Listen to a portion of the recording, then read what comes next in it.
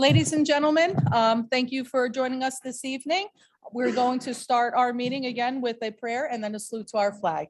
Almighty God, grant us the wisdom to make those decisions that are in the best interest of all of our residents. May the Heavenly Father of us all bless those who have given the ultimate sacrifice in service to our nation, and may He watch over and protect our servicemen and women now guarding the gates of freedom. Salute to our flag. I pledge allegiance to the flag of the United States of America and to the republic for which it stands, one nation, under God, indivisible, with liberty and justice for all. Thank you all, ladies and gentlemen. Please be seated. Statement of publication, please, Jessica. Take notice that this regular meeting of the mayor and council being held this 12th day of December 2022 has been advertised and posted in accordance with Open Public Meetings Act, Chapter 231, Public Law 1975. Roll call, please. Councilpersons Conti, June 4, Here. Mar, Here. Novak, Here. Noha, Here. Roberts. Here. At this time, I will call on our council president for the approval of prior minutes of the mayor and council. Councilwoman Mar. Thank you. I'd like to make a motion to approve the prior minutes of the mayor and council, November 1st, 2022, November 10th, 2022, November 14th, 2022, and November 28th, 2022. Second. Roll call, please. Councilpersons Mar, Yes. June 4, Yes. Novak, Yes. Noha, Yes. Roberts. Yes. At this time, ladies and gentlemen, we have several proclamations, presentations, and swearing in of our officers. We are going to begin today's swearing in ceremonies with Captain Dominic Castlegrand. So this time I will ask for the rearranging of chairs, as we always do. And then, of course, for Captain with family, please come up. From the council perspective, please come up. Everybody, we can stand, move a little bit closer.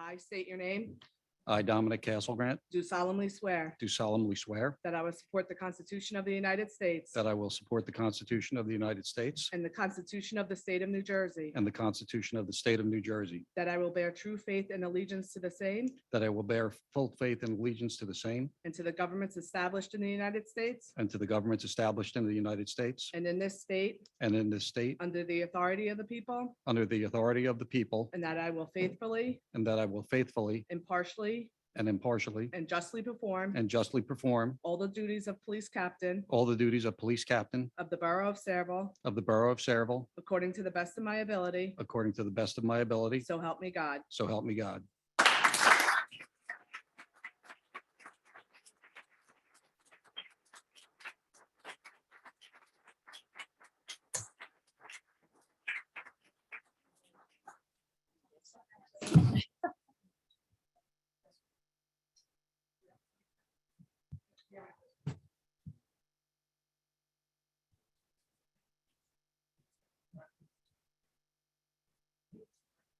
No, he's got to come back. He's gonna come back and sign.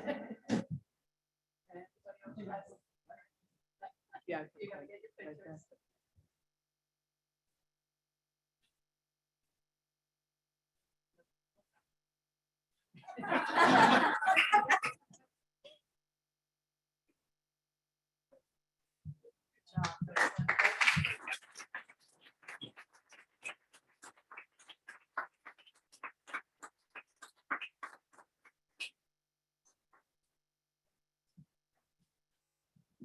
Next, we are going to call up Lieutenant Joseph Monaco and family. Monaco, I don't know why I do that all the time. Come on up.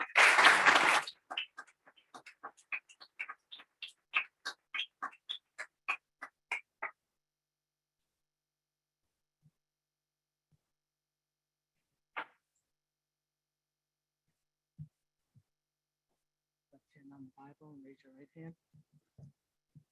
I I, state your name. Joseph Monaco, Do solemnly swear do solemnly swear that I will support the Constitution of the United States that I will support the Constitution of the United States and the Constitution of the State of New Jersey, and the Constitution of the State of New Jersey, that I will bear true faith and allegiance to the same that I will bear true faith and allegiance to the same, and to the governments established in the United States and to the governments established in the United States and in this state and in this state under the authority of the people, under the authority of the people, and that I will faithfully, and that I will faithfully, impartially, and justly perform impartially, and justly perform all the duties of police lieutenant all the duties of police lieutenant of the Borough of Saraville of the Borough of Saraville according to the best of my ability. according to the best of my ability. So help me God. So help me God.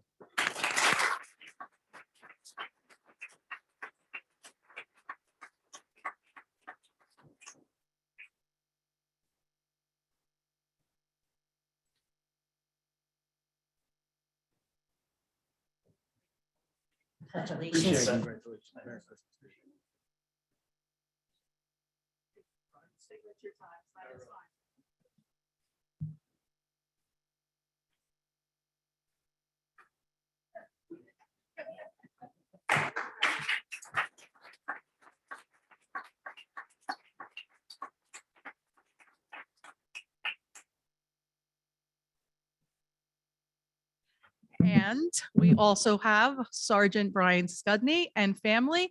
Please come up.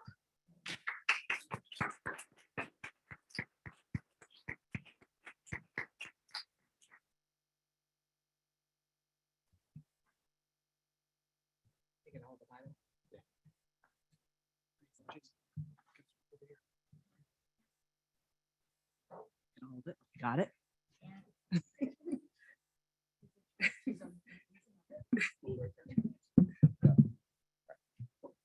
Left hand on the Bible. You want to come over here?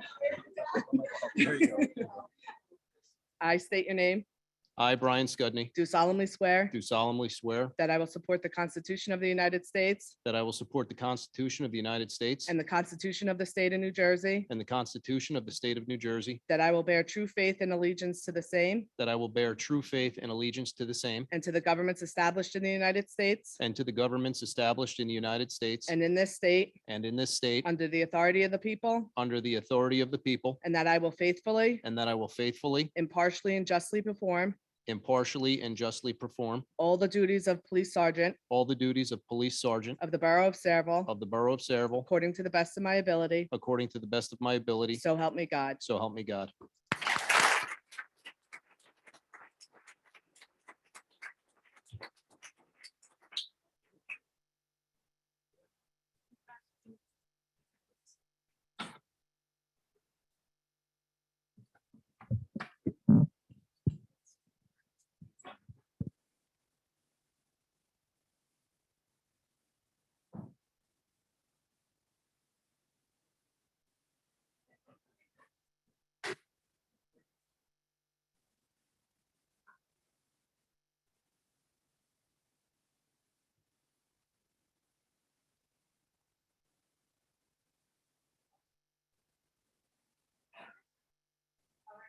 Gentlemen, once again, I just want to thank not just our officers who are truly outstanding men and women. We also wish you guys all the best. May God continue to protect you, and may God continue to protect the great town of Saraville.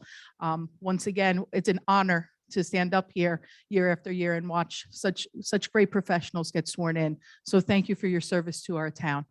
Thank you.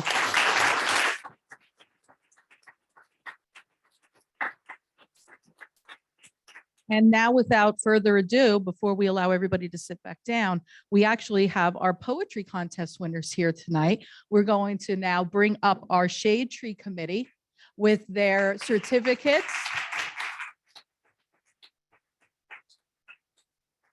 And to our winners as well. I'm going to actually you want to use this mic instead? It's already on, so I'm going to turn this over. Council, you want to join over here? Hi, Art. So, very good, very good. Hello, gentlemen and ladies. Language arts teachers love right here, poetry contest. Yes, of course. Welcome, everybody. Glad everybody could be here. The Shade Tree Commission twice a year runs different contests so that we can keep people informed about the environment, about what we do. The poetry contest is the one that we just did now, and then in the spring, we'll have one that's an art contest where we get from all of the schools, different grade levels. So we have that coming forward. And we just want to thank the mayor and council for their support. Councilwoman Moore, thank you for your support of the Shade Tree Commission also, and best wishes to you. Okay, I'm going to turn it over to Mrs. Heather Paulsky, and she's going to go through everything we did. And these are the members of the Shade Tree Commission. Hi, good evening. So we have two sets of winners. One is from Sayreville Middle School and the other set is actually from St. Stan's. So we're very excited this year. I'm just going to go ahead and read the names. I apologize if I mess any of them up. So first place for the one category is Alexandra Lieberman.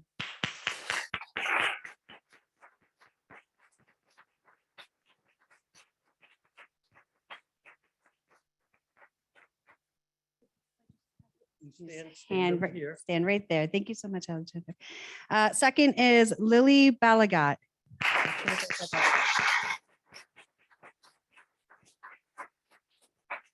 All right, and third place winner is Isabella Di Pasquale.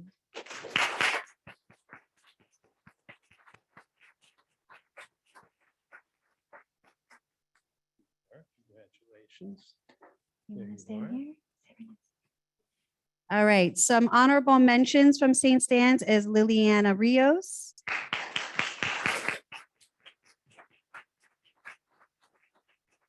Melanie Aiello.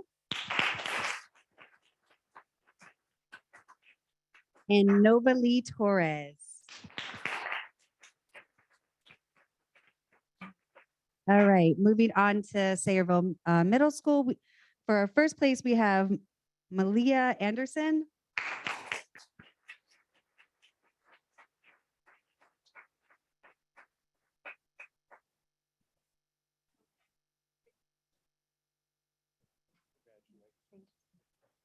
Second place, we have Matthew Santos.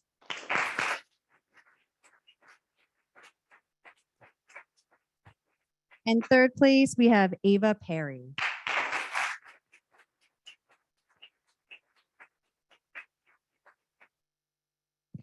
Congratulations and wonderful work. Seriously. Let's give them a hand.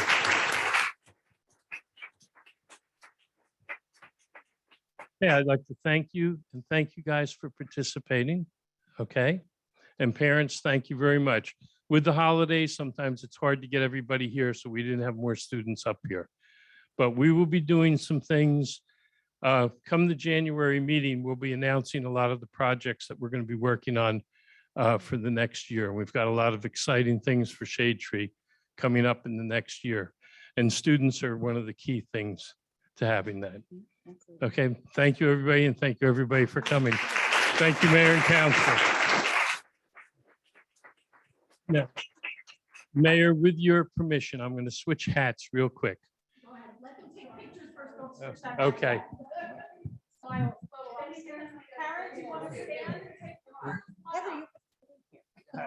Carol.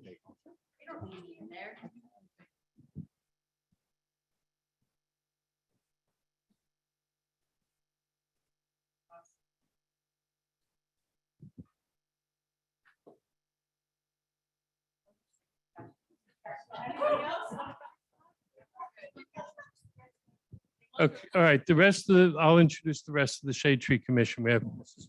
Paulsky, we have Chris Cuneo, Mike Palazzi, Jay Skalinsky, and our Secretary, Tracy Weber.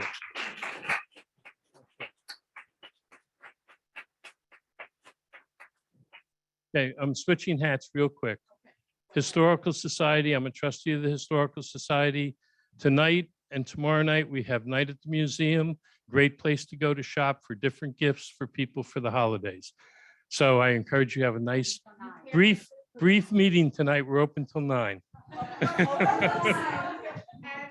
case you don't see when driving by, the truck is all lit up. I passed it this morning, or this evening coming here. So yes, definitely go. My students are actually researching Sayreville. We've been on the Historical Society site and it's exciting. So hopefully you'll get a lot of foot traffic today. Ladies, all my ladies are up here, right? That's it. So exciting. Language arts teacher. I see a few that I know. So beyond proud. Thank you so much to contributing to this poetry contest, and thank the Shade Tree Commission for actually reading all of the submissions. Okay, and you should be very proud of yourselves. Don't lose that certificate. Enjoy spending the gift card, but hang on to the certificate because it's something you can look back on, and it's excellent depending on where you want to go, whether it be it's someplace new for high school or even for college. It's always nice to have those little accolades in your portfolio. Congratulations, ladies. Anybody else? I I know. I love when kids are writing, of course, and reading. And does anybody want to share theirs? Does anybody remember it? Does anybody have it on their phone? No? Did anybody do prose or rhyme scheme? A lot of really great ones. Haikus, whatever it is, keep on writing. Yeah. All right. Congratulations to all. I just want to say congratulations to all of you, and I'm looking forward to your future work, and we might have some new authors from town.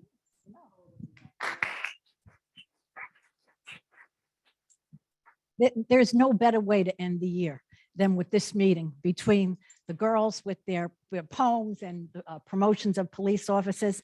I want to thank all of you for making our last meeting great, and Merry Christmas to everybody.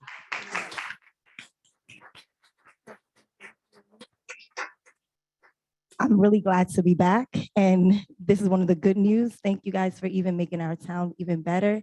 And also, one of the things that is really awesome about you writing is that your great minds were actually put to paper, and it will always make you youthful, even as you continuously write, you read, and you continuously educate yourself. So keep going, and remember, the sky is not your limit, it's your starting point. And God bless you. Merry Christmas, everyone.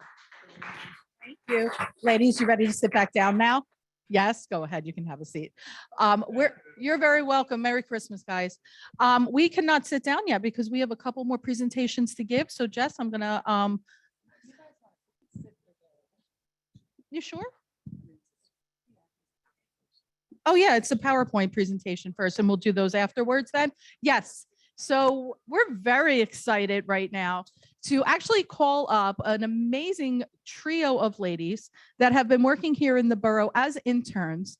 And today they actually have a presentation put together for all of us. So I'm excited to do that. I love watching our presentations. And I have to say thank you to Councilwoman Roberts, because this was one of her initiatives that 100% everybody was supportive of. And we have these beautiful young ladies that are going to come up. They are professional. They have learned so much. I cannot wait to see what you have to present for us. Are you ready, ladies? Okay. Do they need both mics? You just want, who is going to be our lead speaker for today to go through the PowerPoint? They're nominating you. Wonderful. How are we gonna know when to change the slide? Do I just like, okay, okay. Yeah, Ladies, this right? would not have been Yes. possible last year because we did not have Yes. the technology that we do now. So you are really the first to show off what kind of capabilities that we have. Thank you so much. for that. Yes, thank you. If you guys listening here, good. Hello everyone. So if you don't know who we have been interning here for the past few months, and we've genuinely learned a lot, and we've made a lot of bonds with people here. So we just have a short presentation to just showcase our journey. Okay, so we are all seniors in Sayreville High School, and we're very heavily involved in our school. We love doing community service events, and we really take pride in making our school a better place. My name is Leah Whitaker, and these are my fellow peers. Hi, my name is Mutiba Rizvi. And I'm Helena Grachinska.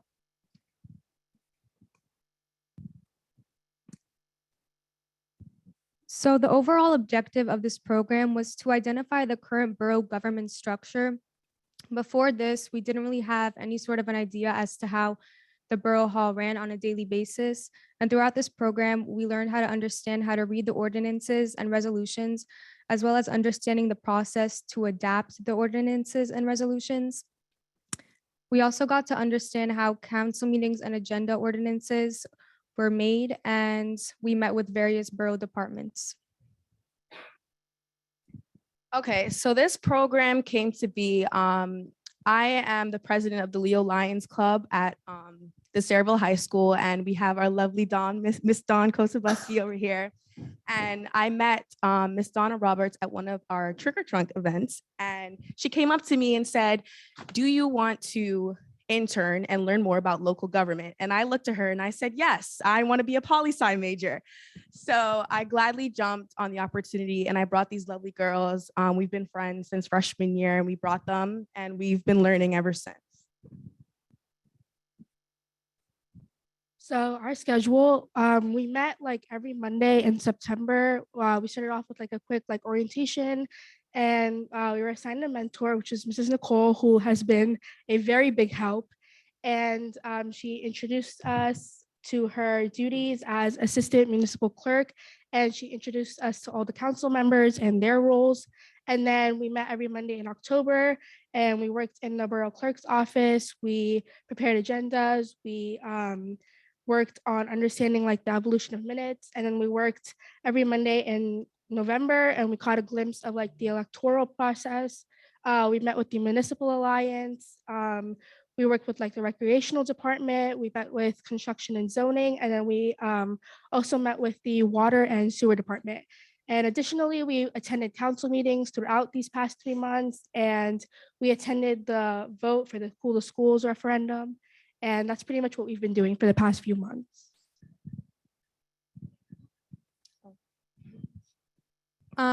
So basically, yeah, every Monday we would come in and we would just get an insight of how the borough ran on a everyday basis.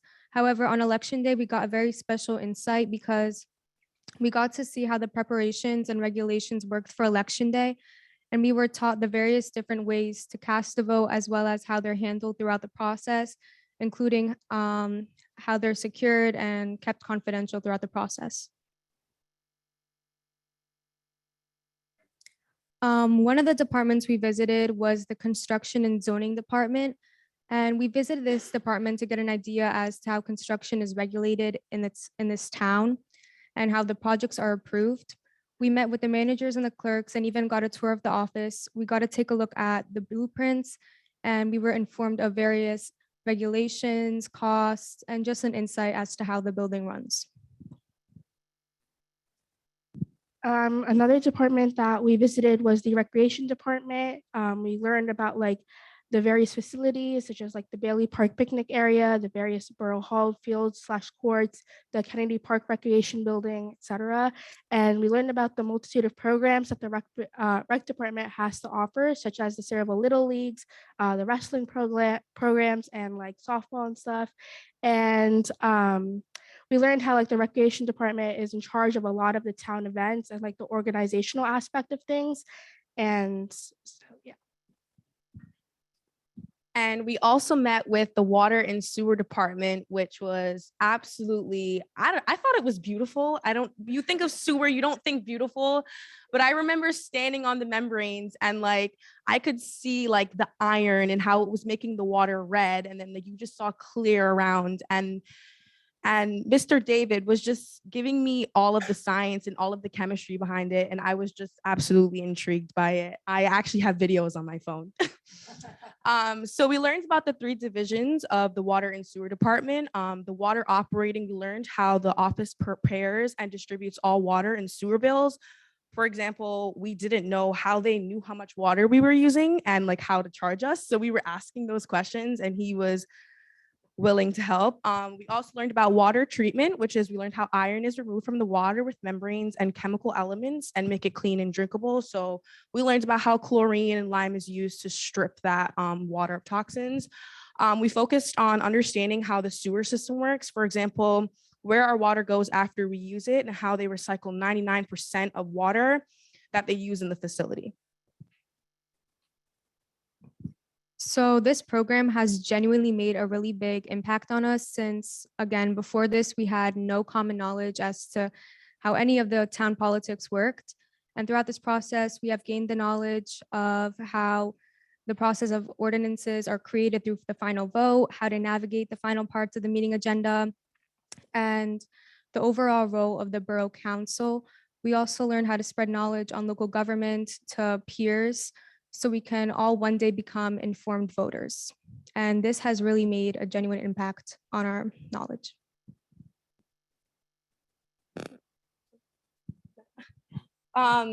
So like I said before, we're all seniors and we are attending college in the fall, and 2 of us are going to be political science majors and we're looking to be lawyers. We will continue to attend council meetings out of our own interest. If one thing that this program has taught us is to be interested in what's going on in our town, because it is important, and it's important for when we become informed voters in about a year. So we made connections with the Municipal Alliance, and we will continue to work with them on creating strong and substance-free leaders within the high school. We're actually going to start working on a leadership training for all clubs in the high school, because after COVID, that aspect and that spark is really leaving our clubs. You know, like people aren't as excited to join clubs and have extracurriculars. So we wanted to start working on that. So we just wanted to have a special thanks for Mrs. Donna Roberts, Miss Nicole, all of the clerks in the office, council members, and our advisor, Mr. Howard, and the mayor, of course. We really appreciate this program, and we do encourage this to keep going. I know there's tons of other people who are out there interested, and I will forever remember this. This will forever be an experience for me. You guys want to say anything?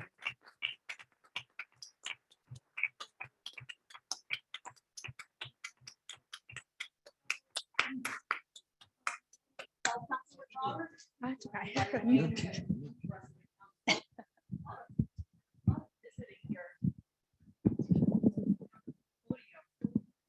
Ladies, you are truly. Give it back. Ladies, you are truly an inspiration.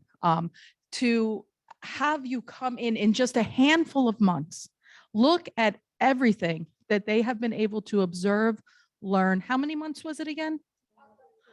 3 months. And equally, I agree with you. Our water sewer treatment facility is absolutely the most amazing experience you could have here in the borough of Saraville. It is like a true laboratory in and of itself. So I'm glad you were equally amazed as I was when I first stepped in this. It truly makes me happy to know, and Donna, I can't thank you enough also for making this internship come to fruition, because this is what we need. We need our young people to get involved early, because I'm hoping that you ladies will come back to Saraville. And I'm hoping that one day I'll be able to sit in the pews right over here and look at all the wonderful decisions that you are making for us. And I would be absolutely so proud to stand up and be a part of watching you possibly be sworn in here to the town that you got your first start in. It's really just inspirational. It would not be right without us giving you a certificate of your completion here. And this is, again, something outstanding. I know you're already going to college. I know that you already have your ambition set, but this is something that you need to hold on to. And this is something I want you to bring back to the high school while we still have some months to go, and recruit others. Because the more people that we have coming in here, the better that we have sustaining a town that is going to grow and get better and progress. You're our future. You are our future. Be proud of yourselves.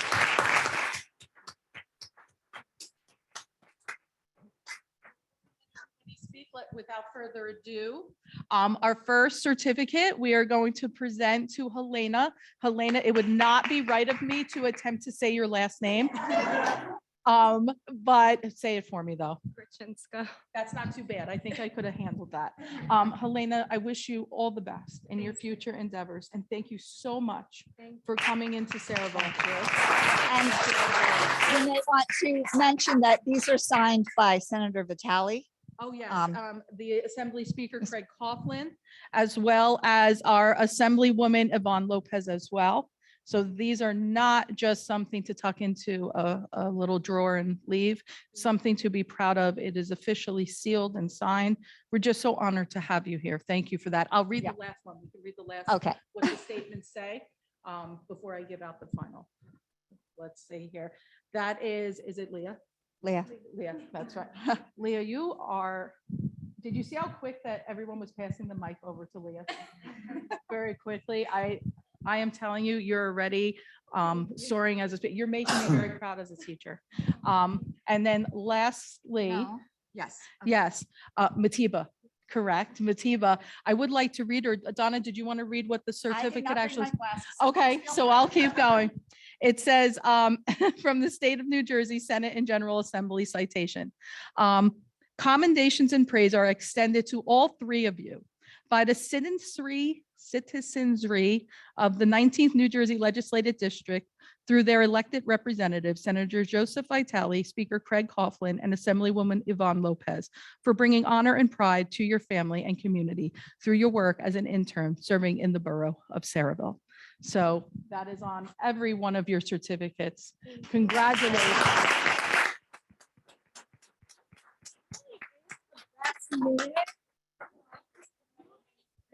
Now you have to turn around because we can get our picture taken together. Without photos.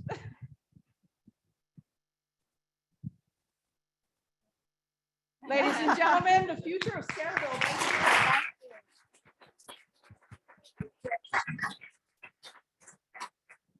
And I just want to say a few words. They were so patient. We wanted to get this program started 3 years ago. We all know what happened. We had a 2-year pause, then we had a short start, then we had another pause.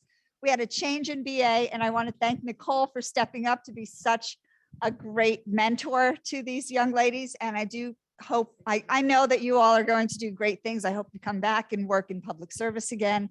And it was just an honor, and I hope we can keep this program going. And thank you for your patience for all those years while we were waiting. Thank you, and congratulations. Excellent presentation. And thank you.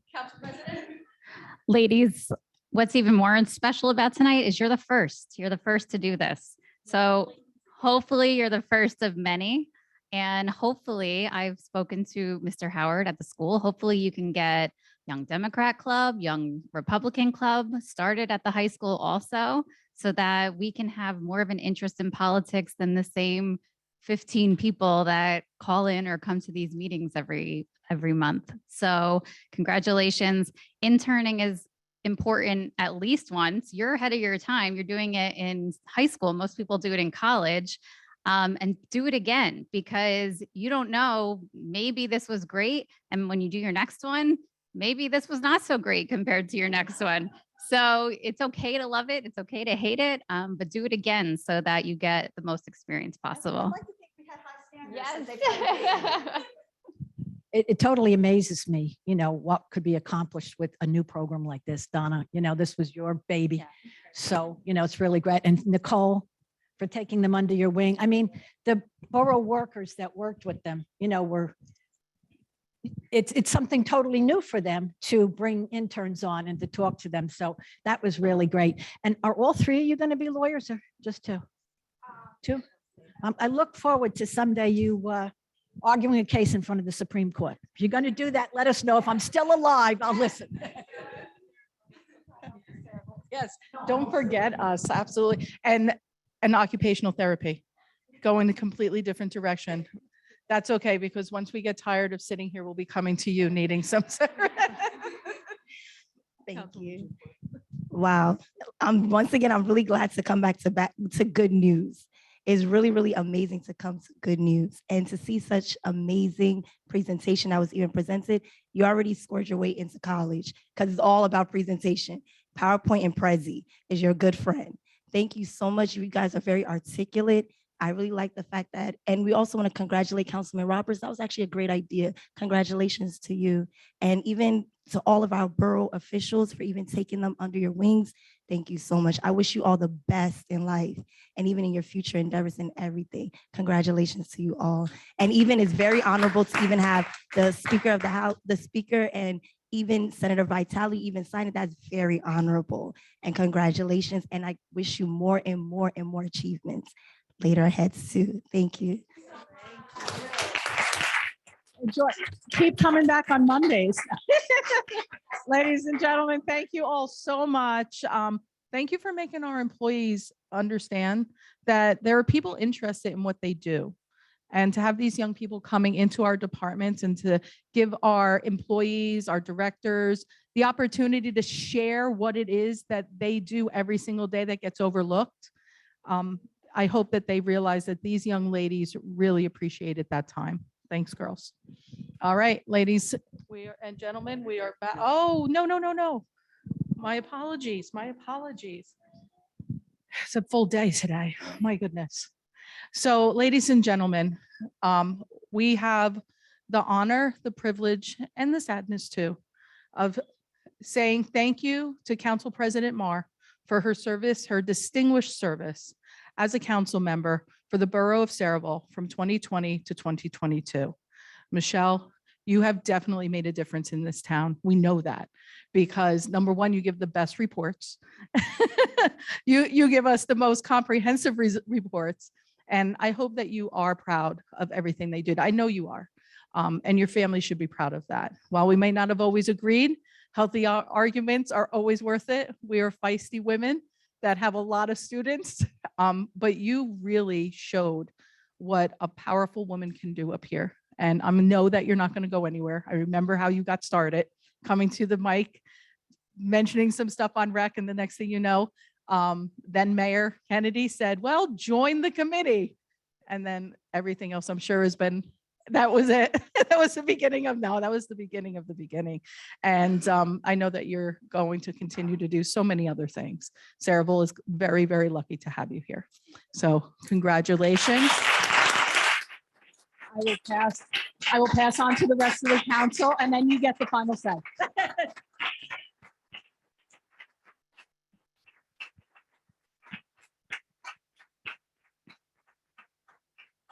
Council President, Mayor, it was my pleasure serving with you these past 3 years. You were a consistent advocate for the people of Saraville, and it showed, and your work did not go unnoticed. It was appreciated, and I will take some of the qualities that you have presented here in the past 3 years and try to use them to improve my service. So I want to thank you for your time. It was a pleasure, and I hope that you serve in some capacity always, because we need you.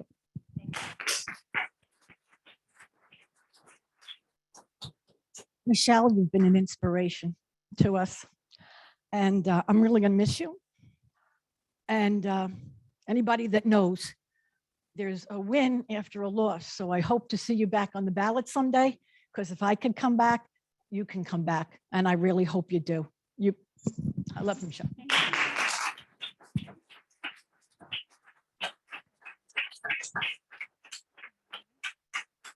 First, I'd like to say your outfit is really lovely. From head to toe, that outfit is really lovely. The dress, everything is really, really lovely. And one of the things we like to appreciate you, even as the council president, is that you always push, that will always speak to our residents. Make sure that we give feedback all the time. Even I agree with what Councilman Roberts said. There's a lot of things that I can take from you to also better myself. You've never heard this from me, but the first time you'll hear it on record, you actually pushed Councilman Onoha and myself. Both of us, we have talked about you in our dining tables and at home. We've talked about you amongst our families. And we said that for you to be strong, always pushing, it helped us with our reports. Thank you so much. You'll be surprised who you can even influence. And just by even watching the council meetings, you'll be surprised who you've influenced, the number of women, the number of children, those who will later watch the council meetings. Don't think that this is the end here. Still go on and continuously influencing others too. And thank you so much for even serving this town and also helping me on my first year. Thank you. We really appreciate it. God bless you. I know that we have Councilman Onoha. Is he still on? Is Councilman Onoha still on? Go ahead. Yes, I am. Councilman Yes, I Onoha, am. I'm so sorry that I did Yes. not turn to you earlier, but I'm certain that you wanted to say a few words. All good. You know what? To our contest winners as well, congratulations to them. They definitely I'm also happy to hear that they began by service, with the Leo Club, and I believe that they'll continue to inspire many to serve, just like our council president. I wanted to really especially, from the bottom of my heart, thank her for her service, her committed service, which is what got her to council. And I'm sure that she'll continue to carry that heart of service moving forward to future endeavors.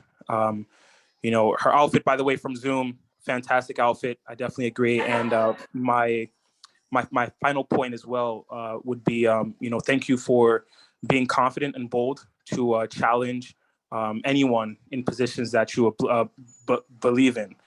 It has allowed me to see many, many more perspectives beyond my own, and I believe have improved me as a person and many others, starting with our borough and beyond. So thank you again. Thank you again.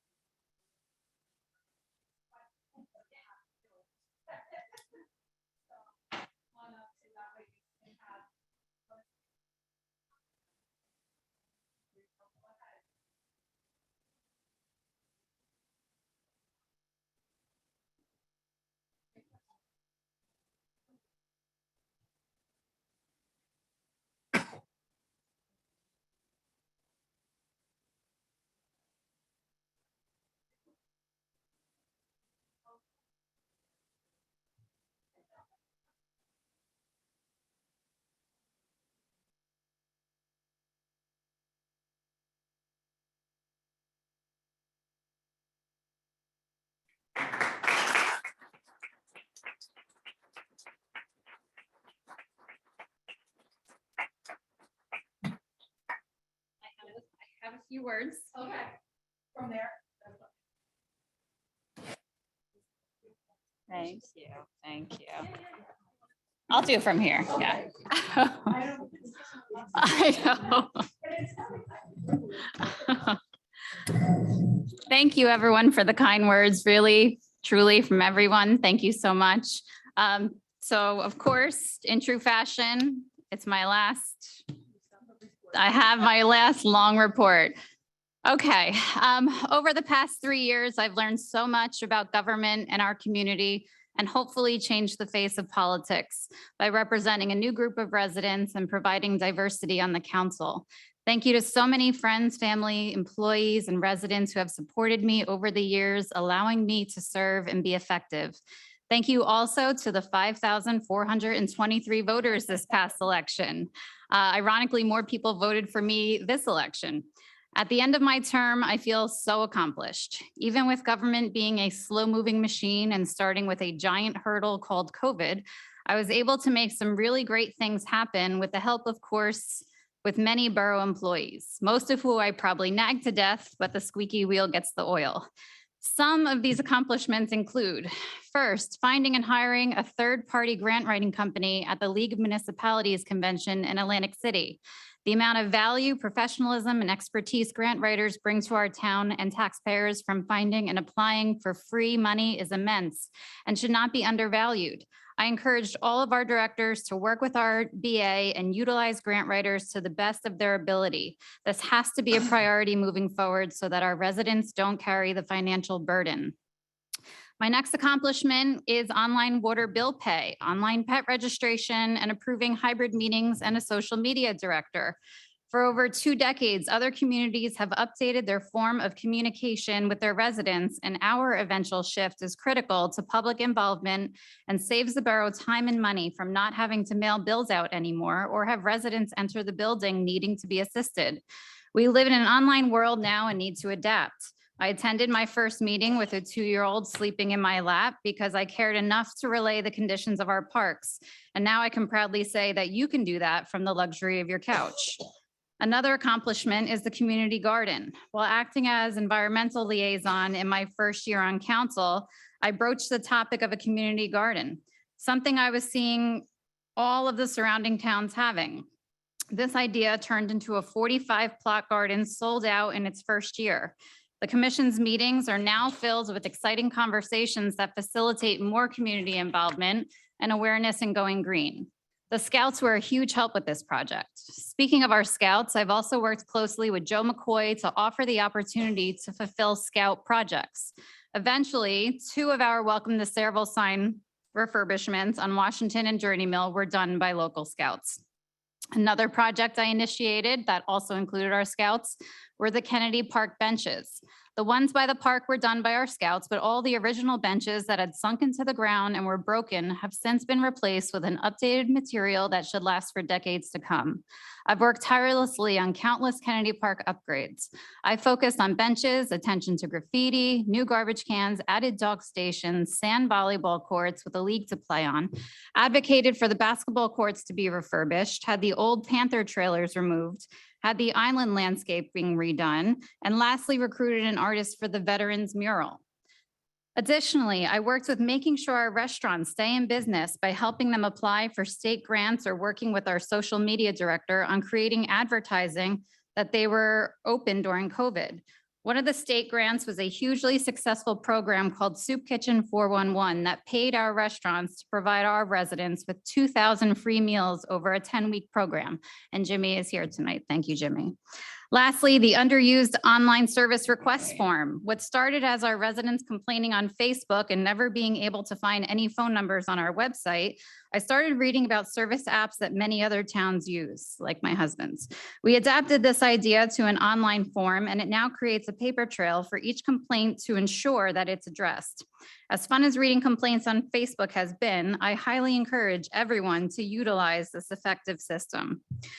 All of the above could not have been possible without our borough employees, engineers, attorney, business administrator, CFO, police, and clerk's office who worked with me each day. I was very involved.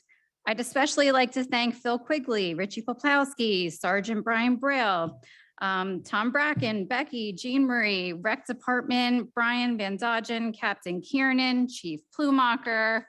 I'm going to try to name so many, and I'm sure I'm going to forget. Joe McCoy, Kirk, Amy, Joan, Beth, Jen, and Jeannie from the Active Adult Center, Mike DuPont, Denise, Julie, Jessica, Nicole, Jay Cornell, Dave, and all the people I've met through the SDO, Patty, Mindy, Arnie, Susan, Karen, Ken, Bill, Mike, Damon, Kevin, Hitesh, Syed, Dave, Debbie, Anthony, Harry, and the commissions that I was on, the Environmental Commission, the Recreation Committee, and the Library Committee. I've bothered a lot of people along the way, but they have entertained my ideas nonetheless, and that is how progress is made. We can't be okay with complacency and need to constantly be looking for ways to improve our town. I challenge our council members to not just say progress at the end of their reports and to instead share what initiatives you are working on. I have to thank my husband, Brian, who helped keep our family stay on track while I was attending many hours of meetings each month. What many probably don't know is there's 4 or so meetings a month that take us away from our families. I took my responsibilities very seriously and always tried my best to attend each meeting while scrambling at home to find my boys' rides to practice, games, or how they were eating dinner that night. Without his support, I could not have been as successful as I was. Thank you to my boys, Justin and Colin, for rolling with the tides and allowing me the time necessary to embrace this opportunity and give it the commitment due to do it well. Whatever you choose to do in life, always stay committed, give it 110%, and I promise you will be successful. To my parents and in-laws who are here tonight, thank you so much for your support, even though we are not the same political affiliation. That is true love by showing up to events you do not necessarily agree with. Holidays are fun in my house. And to end, I got involved to find out where my tax dollars were going and why my street has never been paved. It still hasn't, for the record. And boy, did I get more than that. I had no idea what I was getting myself into 3 short years ago, but have learned that politics is a complicated, untrustworthy world, sadly. So tonight is bittersweet. I don't know if I would encourage others to run for office, but I would definitely encourage residents to stay involved in these meetings and to use your voice to relay concerns. The goal should always be for both parties to work together on nonpartisan issues for the benefit of our residents. Working together, building relationships with our local legislators, and responding to emails should be expected by our elected officials and considered positive qualities for the benefit of our residents. My hope for Sayreville moving forward is for more residents to become involved and take control of these meetings. A borough blast was just sent out today with details how to apply. It's easy to complain from home, but much harder to speak up or take the first step to get involved. The SDO is still looking for 19 committee spots to be filled, yet only 3 people applied.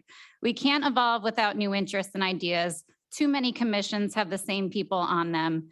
Sayreville needs an all-in approach to help maintain accountability, share new ideas, diversify the committees, and provide valuable feedback that is thereafter quickly addressed. That is what will continue to make Sayreville a great place to live. Tonight, I proudly pass the torch to Dan Balka and can walk out of here with my head held high. Thank you.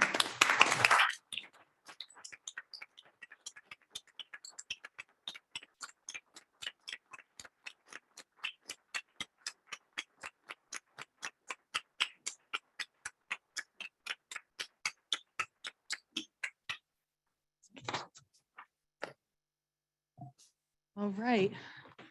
Good first report. All right, ladies and gentlemen, we are now going to move forward with the remainder of our agenda for this evening. Under old business, let's see, we have no public hearings on any ordinances, but we do have new business. Oh, no, we do not. We only have consent agenda resolutions. My eyesight is starting to go a little bit. All right, consent agenda resolutions are open now to the public for anybody that wishes to ask a question regarding those only. Please step forward. Jim.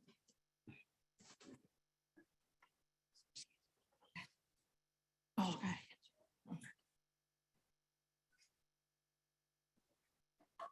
Thank you, Mayor. Jim Robinson, 11 Burrell Square.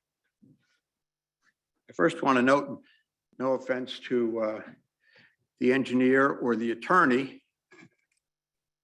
or Christian who's on the phone, but it really is wonderful. I think this is the first time I have ever been up here, and I have been coming to council meetings since I was in high school, when all of the elected officials sitting at the dais are females. A little bit earlier, I think the poets were all young ladies. Yes, they were. And certainly the interns were all young ladies. So that really is remarkable. And it's something that I was very happy to see. But this is on agenda item, so I do want to speak on Resolution 329. I was here a while ago and I spoke about the memorandum of understanding with the Port Authority that would allow their cops to come in and use our firing range, and I had some environmental concerns about that. Since that time, I met with Captain Kiernan and Sergeant Wilkins, who reached out to me. I explained to them, my goal was not to kill this important shared service, but to make sure it was done safely and properly, and they were in complete agreement. And Captain Kiernan showed me a report of the Metals Treatment Technologies Company of Colorado. They are the #1 professional firing range and lead reclamation, maintenance, cleaning, and construction contractor in the United States. And they are OSHA and EPA experts in the field of lead reclamation. They will excavate to a depth of 1 to 2 feet, and they estimate that they will remove between 80 to 90% of the lead at the range, which will be somewhere between 5 and 10 tons of lead. They will separate, prepare, and ship the lead for recycling, and they will reconstruct the berms, providing a clay soil mixture of ballistic sand. Going forward, they'll provide lead maintenance services at the range to ensure it's operated in accordance with federal, state, and local safety and environmental regulations, including OSHA, NJDEP, and the federal EPA. They'll develop the required range maintenance procedures and reports as recommended by the EPA, and SSF, which is the National Shooting Sports Foundation or Federation, I think, and the NRA. They will install erosion control and stormwater protection measures, and if requested by the borough, an environmental stewardship program that complies with NSF, NSSF, NRA, and EPA guidelines. I suggested the department adopt a range best practices policy that will ensure the safety of those using the range and the protection of the underlying well fields, and send a sample to the chief, and I understand they will adopt a range best practices policy. Very simple, easy, inexpensive things like applying lime, having a vegetative ground cover, which to layman means grass, and to control erosion, and of course, the lead reclamation that I just talked about. Improved record keeping, which will hopefully lead to the range getting a certificate of recognition, which is awarded to ranges that have or will have an environmental stewardship plan consistent with the EPA best management practices for lead at outdoor shooting ranges. I raised the issue at the meeting of our range master being present, and they indicated to me that the MOU could be amended to make sure that we were reimbursed for that, so that our person would be there and we would be paid for it, and that's one of the things that they can do. So I want to compliment and congratulate the chief, the department, Captain Kiernan, Sergeant Wilkins, because they took those concerns very seriously, what they did, and they did very quickly. Certainly in the best interest of the town, the residents, and the folks who will be out there. So I thank them and I congratulate them all, and I thank you for your attention. Okay, thank you. And just one other thing, while it's not on this, but while I'm up here, if those poems could be published somewhere, either on the website or somewhere else, I'm sure that we'd all like to see them. You know what happened to Joyce Kilmer for his poem about trees. So I'm sure they'll be great. Okay. Yeah, no, I agree with you 100%. So, and one of Art will definitely send those over to Okay, us so great. that we Thank you can very give them additional accolades in a more public manner. Ken, please come up.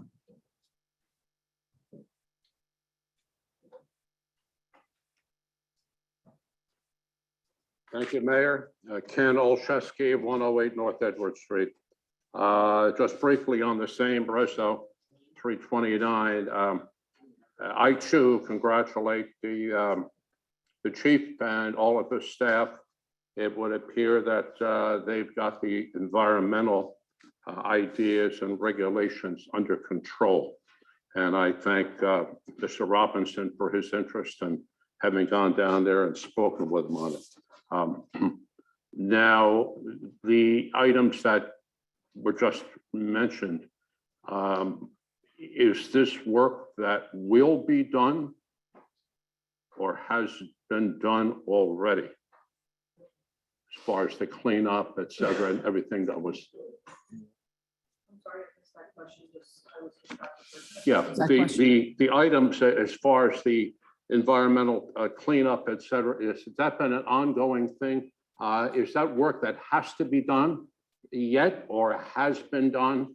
And my real question about it is the budget on it. Is this part of the police budget? Are there additional charges for doing extra work here? That's my question. So, yeah, luckily we have both Captain Kiernan and the chief with us. So if you gentlemen wanted to come up and speak on that, I don't know if you have officially gone through all of that with Denise. So I think it would be best from your perspective as our experts on this. And first, let me just say to Captain Kiernan, I want to say thank you. When you first broached me on this on a phone call a while back, I really thought that this was an excellent way to turn around and get some utilization of an area that, it could be beneficial for others. But I also want to say thank you to Jim and to other residents who brought up the fact that something I did not know was that environmental piece. But I know you've worked diligently, and it sounds to me like you've made this whole, or at least as close to whole as we can be at this point. So, Captain? Thank you. And that was the goal. And to answer your question, the work is to be performed this summer. So ideally, it's best for us to do it in a dry season. So we would schedule for July or August this year. It's not a budgeted thing with the MOU. The MOU is unique in that it'll pay for the work being performed. So the MOU with Port Authority would, in essence, pay off the reclamation process that we're looking to partake in, basically. I mean, this was really, quite frankly, a win-win, and you've made it even better. So I thank you for that. And I know that you do your homework, you do your due diligence. In the moment we thought that there might have been an issue, to have it come back with only a couple of meetings is really quite impressive. And it's a testament to the work and the pride that you take in this town. So thank you. Yeah, that's why we kind of took it off the agenda, answered some questions that were posed to us, got the research, sent it over to you guys. And then now we're here to answer any questions about it. We kind of called Mr. Robinson in, answered any questions, and now we're ready to move forward. Before you get away, the range officer now, will that be someone that our own person? So the MOU right now doesn't have installed where we would have a range officer out there. The way we're probably going to work it now is that we'll send somebody out there, manpower permitting.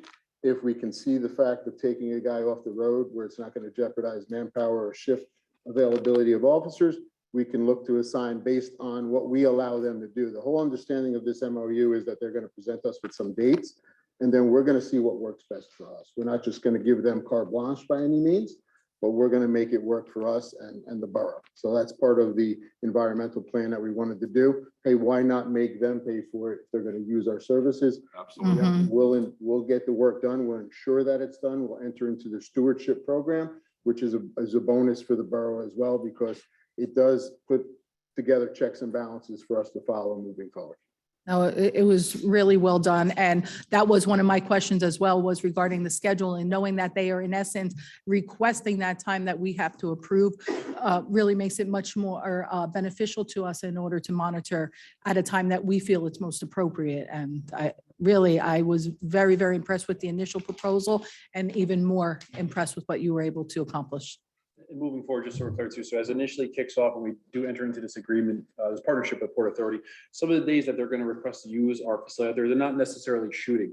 It could be instructional days in classrooms and things of that nature. So days, especially in the initial onset, when they do go out there and they do choose to put lead down range, right? They use the range. We're going to have somebody from our agency out there to ensure everything is being done the way we're comfortable with.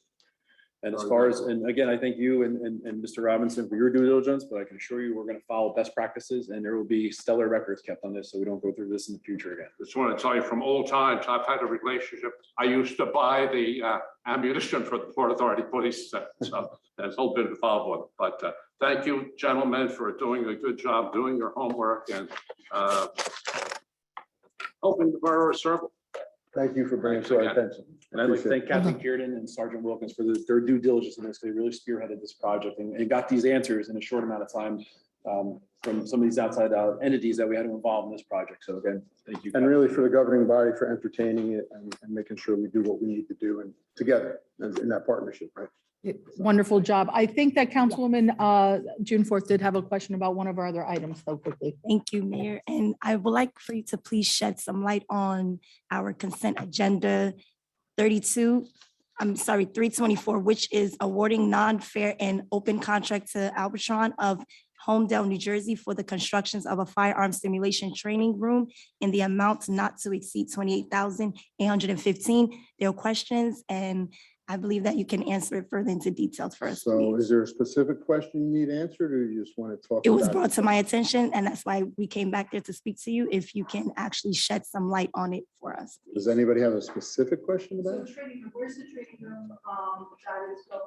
What are we going to use? So it used to be an old PBA multi-purpose room that has been basically, everything was taken out of. With the HVAC system coming in, we needed to make it available for storage. And with them completing the project moving forward, in this day and age, obviously police training at the forefront, especially use of force situations, we had put our heads together and discussed how can we better train the men and women of the department. And what we came up with was a firearms simulated training system. What we'd like to do is basically divide this room that we do have downstairs in half. And the one half will be for the firearm simulator. Basically, the firearm simulator, for those of you that don't know, is basically a big video or a big screen TV with basically thousands of different scenarios where you put officers through a stressful, a non-stressful, a shoot, a no shoot, maybe a just verbal command presentation. And, we articulate to the officers, hey, and it's a learning curve, do's and don'ts, what they can do better, We are able to rewind it, record it, show them, hey, you missed this person over here that was approaching from the side angle. So it's another avenue of educating our officers to be better, to do the job better. It's something that we've kind of felt we've wanted to get ahead of and bring forward, because it's something that not only the officers benefit for, the governing body will bring in and put them through, will put our clergy through it. You've seen it in other towns, and I think it's an opportunity for us to do that, to educate the public on, hey, why sometimes a use of force incident happens. A lot of times on TV and the media, they only show the end result. They don't show what led up to the actual use of force. And this is just a great opportunity. There's no other opportunity that we have to put officers through stressful situations without actually firing. I'll actually do it. So you can't simulate that, but the firearm simulator allows us to do that and allow us to do it in-house. You answered my follow-up. That's what I had. But I think it's important for the public to hear that rather than just seeing it as a reso, because exactly what you mentioned, this gives us an opportunity for additional training. The world is different today, and to be able to put our officers through an in-house training right here in those types of environments, I can only imagine is going to be just additional protections and additional training capabilities and making our town safer. So I really appreciate how smart it was on your end to look at a space that we could actually turn into something better and something that could serve our officers in a much, much better way. I don't know if every town has that capability. I'm assuming not. So once again, Saraville is a bit of a groundbreaker here. Thank you for bringing that technology in. One thing I'd like to point out that we're using dedicated funds in order to fund that project. So for those of you that don't know what dedicated funds is, it's funds that we seize from different narcotics or different criminal investigations. So in essence, it's really not costing the borough anything. That cost will come forward in the 2023 capital request for the actual FATS training simulator. You should have But in started with order to that. build the room, that's where that money's coming from, seized dedicated funds. But that's what I want the public to know, because there's so much that gets done behind the scenes that our residents don't get to see, how smart we are within our departments and what we can offer. So gentlemen, once again, to both yourselves and to the entire team, because I know it takes the whole group of people that you work with in order to make these things happen. So kudos again. It's a 2-for-1 day for you guys. Great job. Thank you. And thank you for coming to the meeting to elaborate. Thank you. Good job. All right. Ken, did you have anything Yes, yeah, additional? moving on, yeah, that's why I stood there. Hold on, yeah, I want to go to resolution 2022-332. Can you give me a brief explanation of what that's We're about? not there yet. Those are the resolutions to be read in full. So you're talking about Oh, I see. 332? Okay, I Yeah, gotta so wait we'll for get it. a little bit more, you'll get a lot more detail on that one. Thank you. Thanks, Ken. I don't see anybody online. Do you, Nicole? Okay, so anybody else from the public wish to speak on consent agenda resolutions only? Consent agenda? No, it's okay. Public, you can come up in a moment. All right, ladies and gentlemen, seeing none, I will entertain a motion to accept consent agenda resolutions. I'd like to make a motion to accept consent agenda resolutions and close the public portion. Is there a second? Thank you very much, Councilwoman Roberts. Roll call, please. Councilpersons Mar, Yes. June 4, Can you please give me a moment?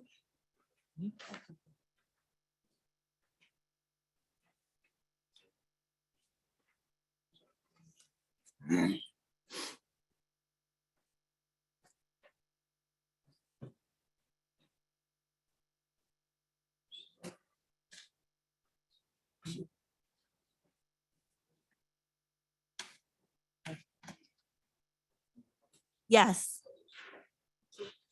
Novak, Yes. Anoha, Yes. Roberts. Yes. Okay, ladies and gentlemen, we're going to move on to our resolutions to be read in full. This is Council. Resolution 2022-331. This is a resolution of the Borough of Saraville and the County of Middlesex, State of New Jersey, authorizing the execution of an agreement between the Borough of Saraville and the Associated Humane Societies, whereas the governing body of the Borough of Saraville has determined that it is in need of provider of services for animal protection, which will be available on a daily basis. Whereas the governing body of the Borough of Sayreville has come to an agreement with the Associated Humane Societies, a non-profit charitable organization, to provide the borough services, including but not limited to the rescue, custody, and care of injured animals, trapped animals, sick animals, and animals whose lives are in danger, or animals that present a danger to humans, including those that have bitten a person. Therefore, be it resolved that the proper borough official and the borough administrator are authorized and directed to execute the agreement between the Borough of Sayreville and the Associated Humane Societies, which agreement will run from the first day of January 2023 through December 31st, 2023. All right, I will open to the public for any and all comments regarding resolution number 20-22, I'm sorry, 2022-30, 331. Any questions regarding that? I see none. So with that, I'll entertain a motion to close the public portion. I'd like to make a motion to close the public portion for resolution 2022-331. And we need, okay, and now we need a motion to adopt. I'd like to make a motion to approve resolution 2022-331. Okay, is there a second? Roll call, please. Councilpersons Mar, Yes. June 4, Give me a moment.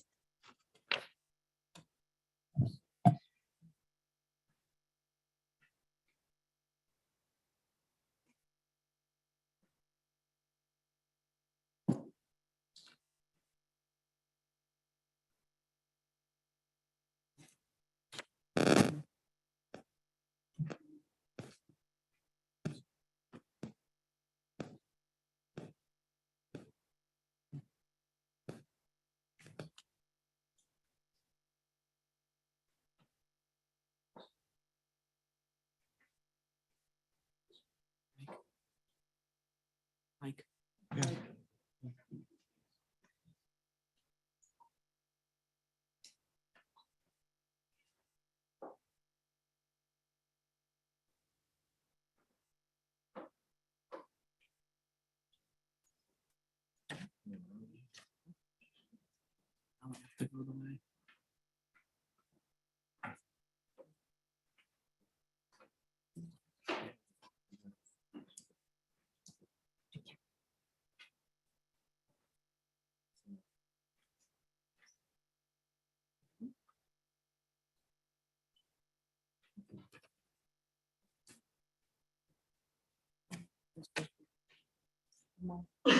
Right on the top.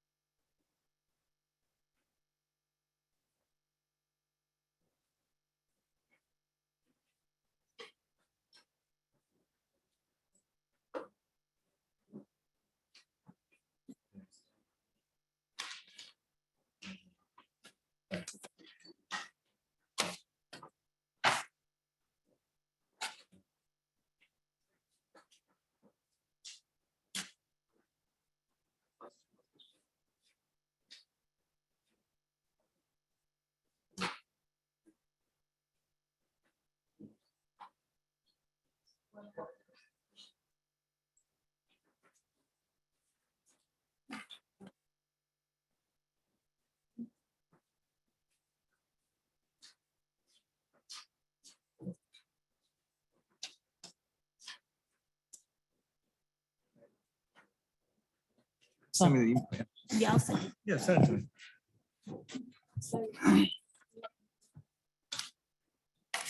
Well, you need to vote and then I'll put it on You can make your comments before you vote if you're comfortable with that, and then he can give his update. Yeah. On that. That way it's because I'm certain that the residents are wondering what the conversation was. So Councilwoman June 4th will put on record what her questions were in reference to resol number 331. Thank you. I'm still learning how things are done, but I just want to make sure that I'm voting with a good and clear conscience. So I did have some questions about this because when I came back, I saw the email from our chief and our acting chief about the Associated Human Society and some of the things that have been going on. And when I had the privilege to attend some of their meetings, I did hear some of the concern from the Board of Health. And even with the association of TNR and the ordinance that was voted upon and some of the questions and things that we needed to tweak. So I wanted to make sure that even as going into this new contract, everyone that was going to help this town are all clear. They all know what is going to be, was going to be presented on the table, what's going to actually help each other, and nothing that will conflict our professionals. Nothing that will also bring any litigation against the town. So that's why I even spoke to Mr. Dupont about it. But for the record, Mr. Dupont did say that if there's anything that will come in conflict with the contract that we have with any of our professionals, he wouldn't mind sitting down with the chief. He wouldn't mind sitting down with those from Board of Health and how we can all work together. Is that? Yeah, that's accurate. And so there was an email that went out, I think by the chief towards the beginning of November, or I'm sorry, end of November, beginning of December. So Councilwoman, you'll forward that email to me and I'll sit down with the chief to go through some of his concerns and see if in fact the ordinance needs to be revised in any manner. Okay, because this is our professionals and we do need them, I'll vote yes. Novak. I'm going to vote yes. This contract can be broken at 90 days for any reason. So we do need something in place right now. So that's why I'm voting yes on this. Anoha. Yes. Roberts. One of the things I did was talk to people who participate in TNR and work with them, and they do want this group. And if another one comes up, we'll take a look at it. And I didn't see it in the contract. I may have missed it, but is there a report that this organization would give us on their activities that we can get? I thought they were supposed to. I didn't find anything. We've requested monthly reports. Part of the issue is the reporting or lack thereof. So I know that a number of people have issued those requests. So I'm anticipating that we'll get more reports once the contract's executed. And again, as both Councilwoman Anoha or Dornfar said, as well as Mary, we have 90 days if in fact we're not happy with the level of reporting and service. I want to give special kudos out to Karen Biebert, who's together with, I think Denise is the other woman who I've been dealing with. Denise Morgan. Yeah, very, very passionate individuals who have been extremely helpful to me in understanding the issues that are faced by our animals as well as our community. So I do want to make sure I reach out to them, and I'll circle back, and Councilwoman, just don't forget to send me that email, and then I'll Chief, I'll give you a holler tomorrow. And one of the requirements that came last minute for the TNR ordinance was reporting. So we do need good reporting to make sure that that program runs properly. Otherwise, yes, thank you. Okay, does that take care of our first reso? No, I know, we have a big one now. We So have. This is resolution 2022-332, and this is our affordable housing matter. And whereas the compliance with the Supreme Court decision in readoption of NJAC 5:96 and 597 by the New Jersey Council on Affordable Housing on or about July 6, 2015, the borough voluntarily filed an action with the Superior Court in New Jersey entitled in the matter of the application of the Borough of Saraville, County of Middlesex, seeking a judgment of compliance and repose approving its affordable housing plan. Whereas NL is a current owner of property identified in the borough's tax map as Block 297, Lot 1, Block 33, Lot 1, Block 332, Lots 1, 2, 3, and 4. Whereas the NL currently is under contract to sell the NL site to a third-party prospective, Rockville, which desires to construct an inclusionary development on the NL site. Whereas in evaluating property appropriate for inclusionary development, the borough determined that the NL site presents a suitable opportunity for such development, whereas the NL site is included in the borough amended housing element and fair share plan.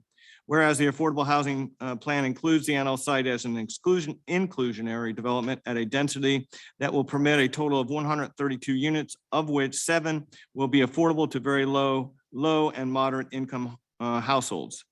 Whereas in consultation with Rockville, the borough and the planning board entered into a settlement agreement in June of 2018.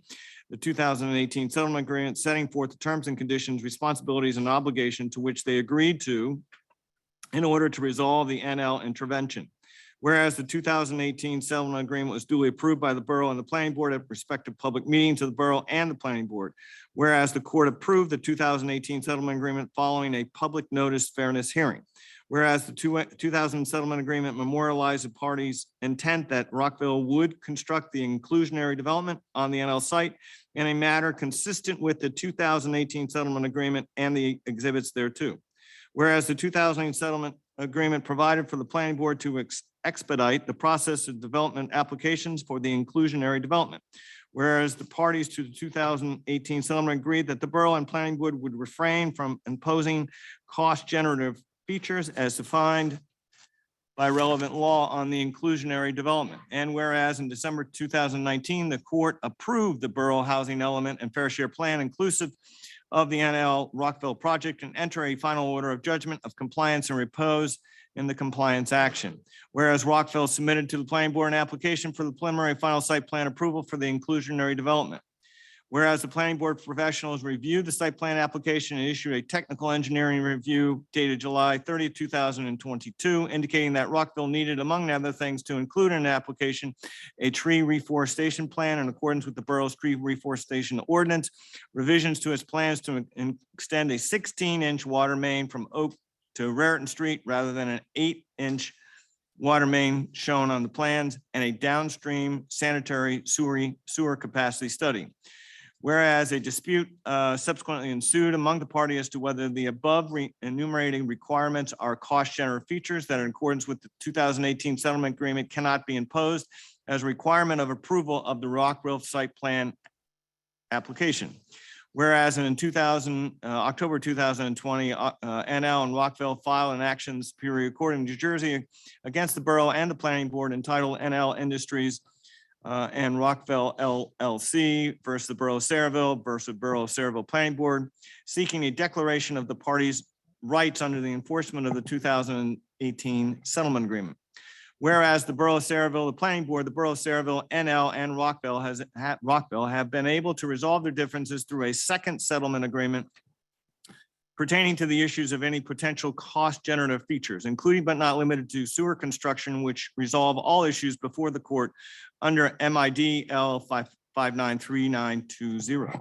And now therefore be it resolved by the Borough Council of the Borough of Saraville that the subject to the following conditions, the Borough of Saraville hereby authorizes and directs the mayor or his or her designee and the borough clerk to execute the second settlement agreement attached hereto as Exhibit A, subject to any de minimis revisions from council.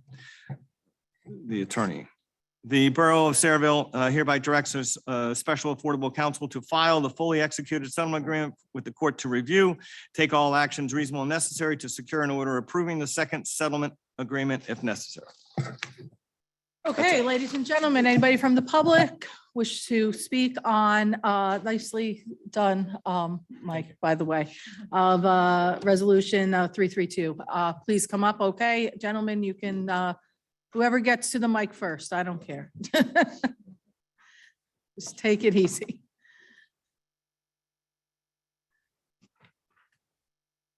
Hi, Jim. Jim Robinson, 11 Burrell Square in Parlin. As you know, COA is something I have a little bit of an interest in and some history with. Mr. Dupont, could you please explain simply the bottom line of 332? Is it only cost?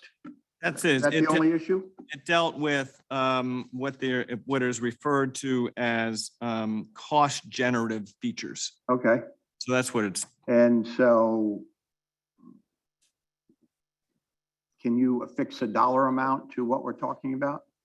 I cannot be, I cannot. That'll take into consideration engineering and other things. Yeah, I cannot, but this was recommended by co-counsel with Mr. Edwards. This has been worked on for quite some time. Okay, thank you. I appreciate that. It's doesn't change the substance. It's only the cost is important, but we worked very hard on the substance. Okay, I want to make two.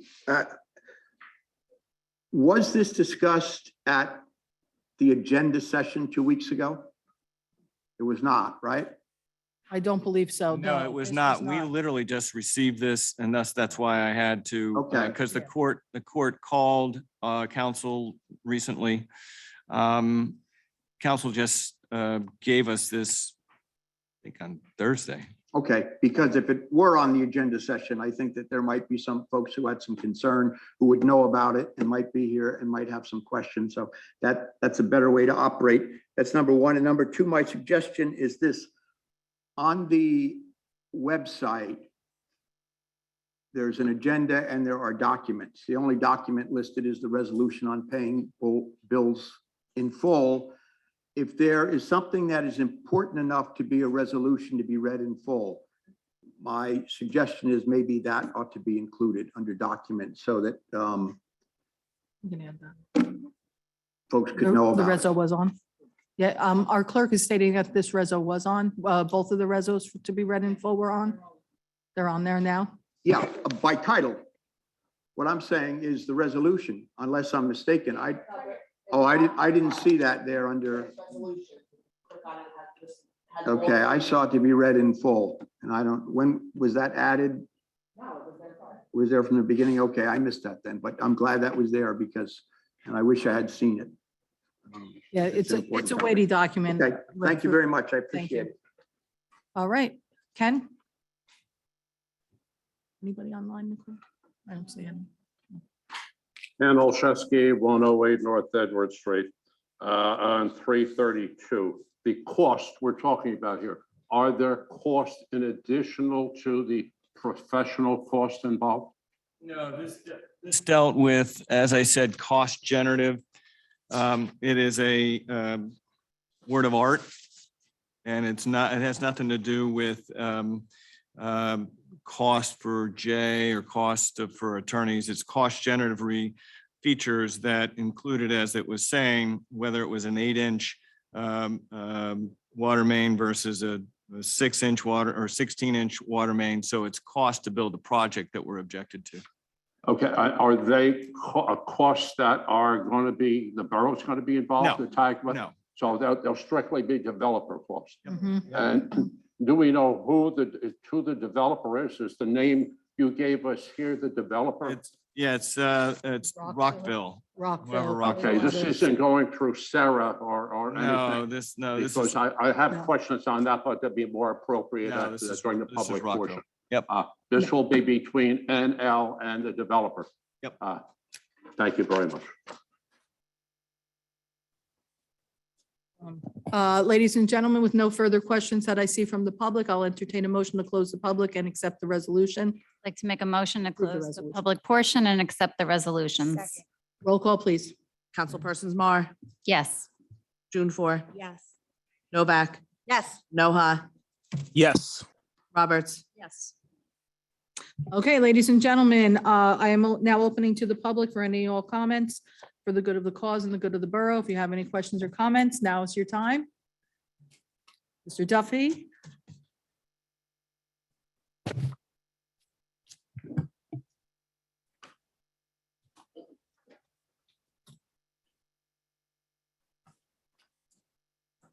Bob Duffy, 111 Merritt Avenue.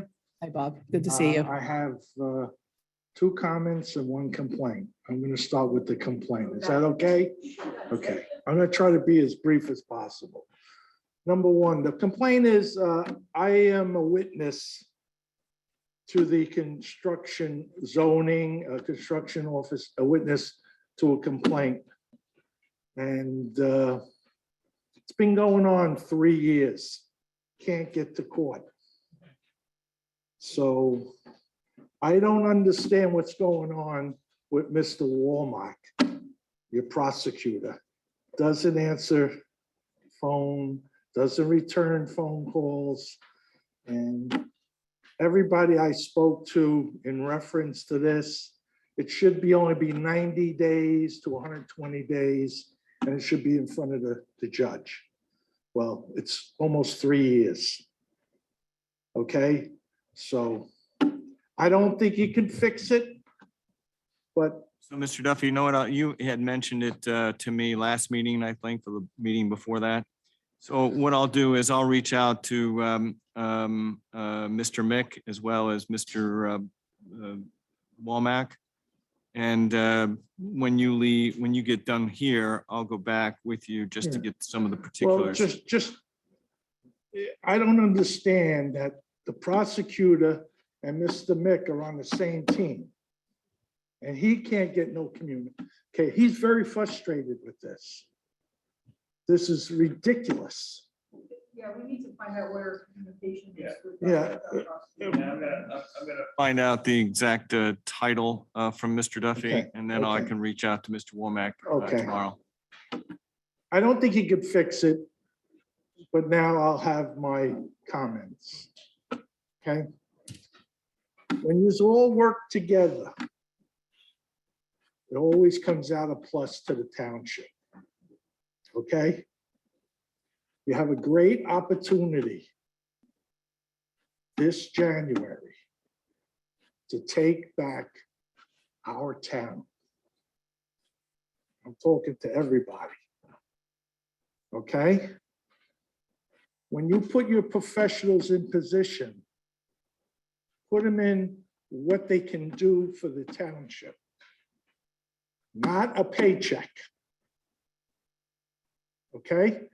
A lot of the professionals in this town are here because of other people, and they're here for the paycheck. They could care less about you or me. And the people in Sayreville have spoken this election. You got a clean house. Clean house from top to bottom. It's like having a cockroach in your house. Got to clean the whole house.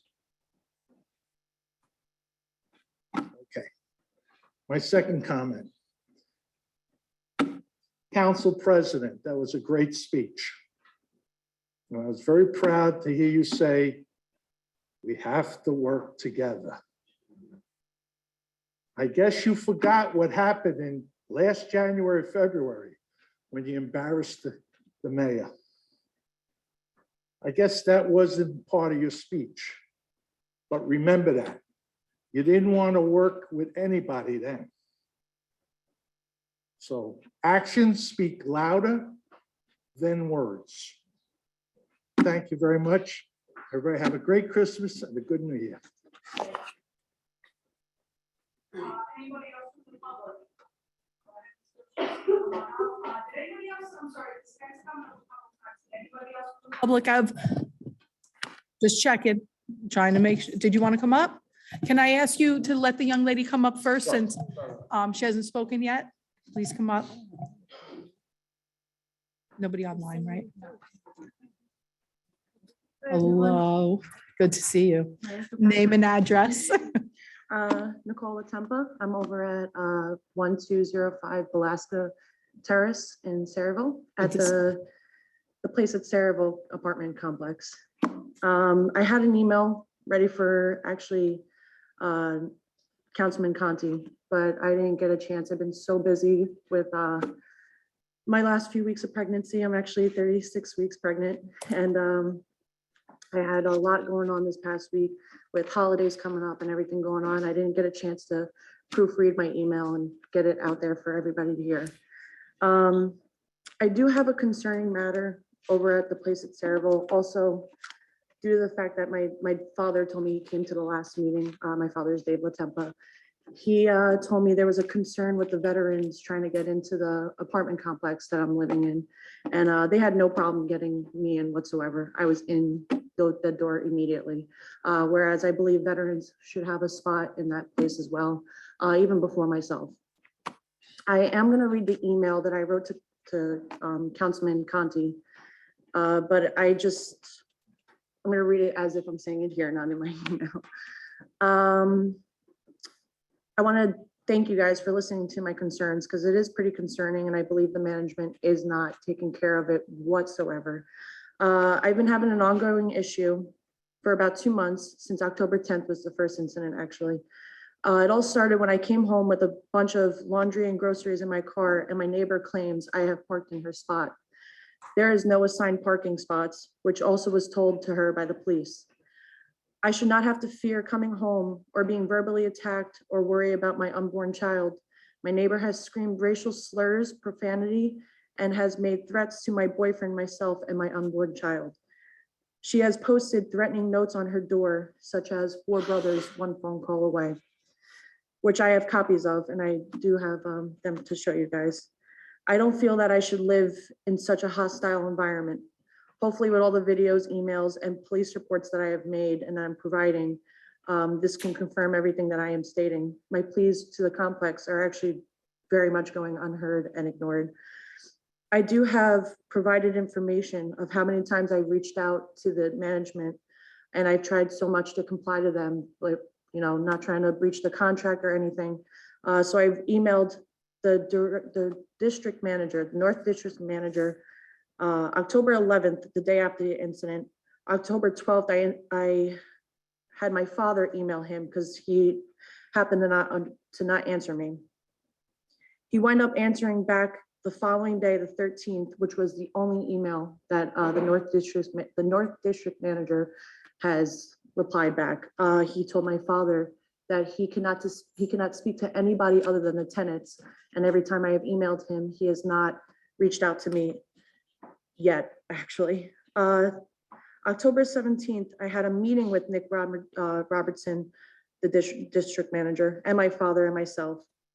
October 19th, I saw Nick Robertson in the office and I provided him with ESA letters, which are emotional support animal letters from the therapist. The following day, I went to him as well, October 20th, and I saw him in the office. I asked him if he received and reviewed my ESA letters, and he stated that he needed more information because they could have been forged. October 27th, I had a meeting with Nick Robertson, Alice Ringus, which is the property manager of the complex, my mom and my dad, Anna and Dave LaTempa, and myself. The office provided me with forms to fill out for the therapist and myself for the ESA letters. November 2nd, I saw Alice Ringus in the office. She asked me for the information from my therapist directly so she can send him the forms. Advised, which my therapist, I talk to him on a daily basis. He has not received any forms from them yet. And today is, I believe, the 12th of December. November 10th, I saw Nick Robertson in the office and provided police reports with my boyfriend, Andrew Cameron. I have about 6 police reports from the incidents that I have with the tenant living above me.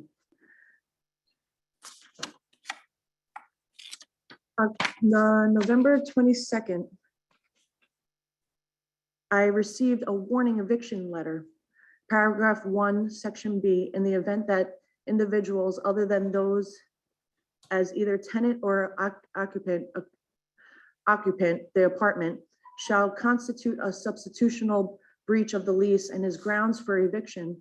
Paragraph 14, no animal or pet of any kind should be kept in the apartment unless the tenant obtains the written consent from the landlord and a pet abutment is signed and attached here too. Paragraph 16, right to keep a quiet enjoyment.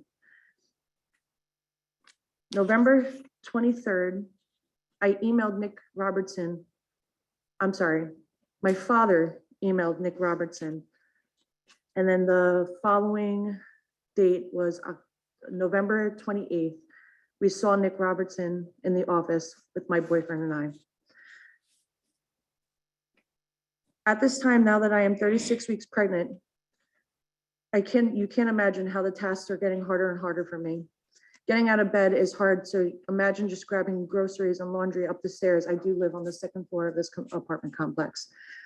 I have asked Nick and Alice on several occasions to add my boyfriend, Andrew Cameron, to the lease for my safety and the safety of my unborn child. I have also asked management several times if they could move my apartment for peace of mind and safety. I asked multiple times if I can add Andrew to the lease as well, so I'm not breaching any of the lease agreements that I have signed.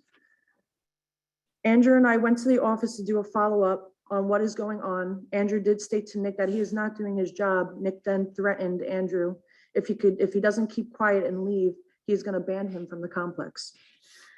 I'm not sure why, and to my understanding, Andrew is pretty as frustrated as I am due to my concerns being unheard and Andrew defending me to make sure I am safe. We have also received the warning eviction letter, which I will provide a copy for you, which I have here for you. For Andrew staying at the apartment to make sure there's no physical altercations with myself and my neighbor. My therapist filled out an ESA letter form, which was the therapist letterhead for the apartment complex. Nick stated it could be altered and would not be accepted. Alice also stated on November 2nd, she would mail it directly to the therapist, and today he has still not received it. I am now receiving a warning letter for eviction if the cats are not removed. I do speak to my therapist on a weekly basis, which I'm sorry, I didn't realize I said this earlier.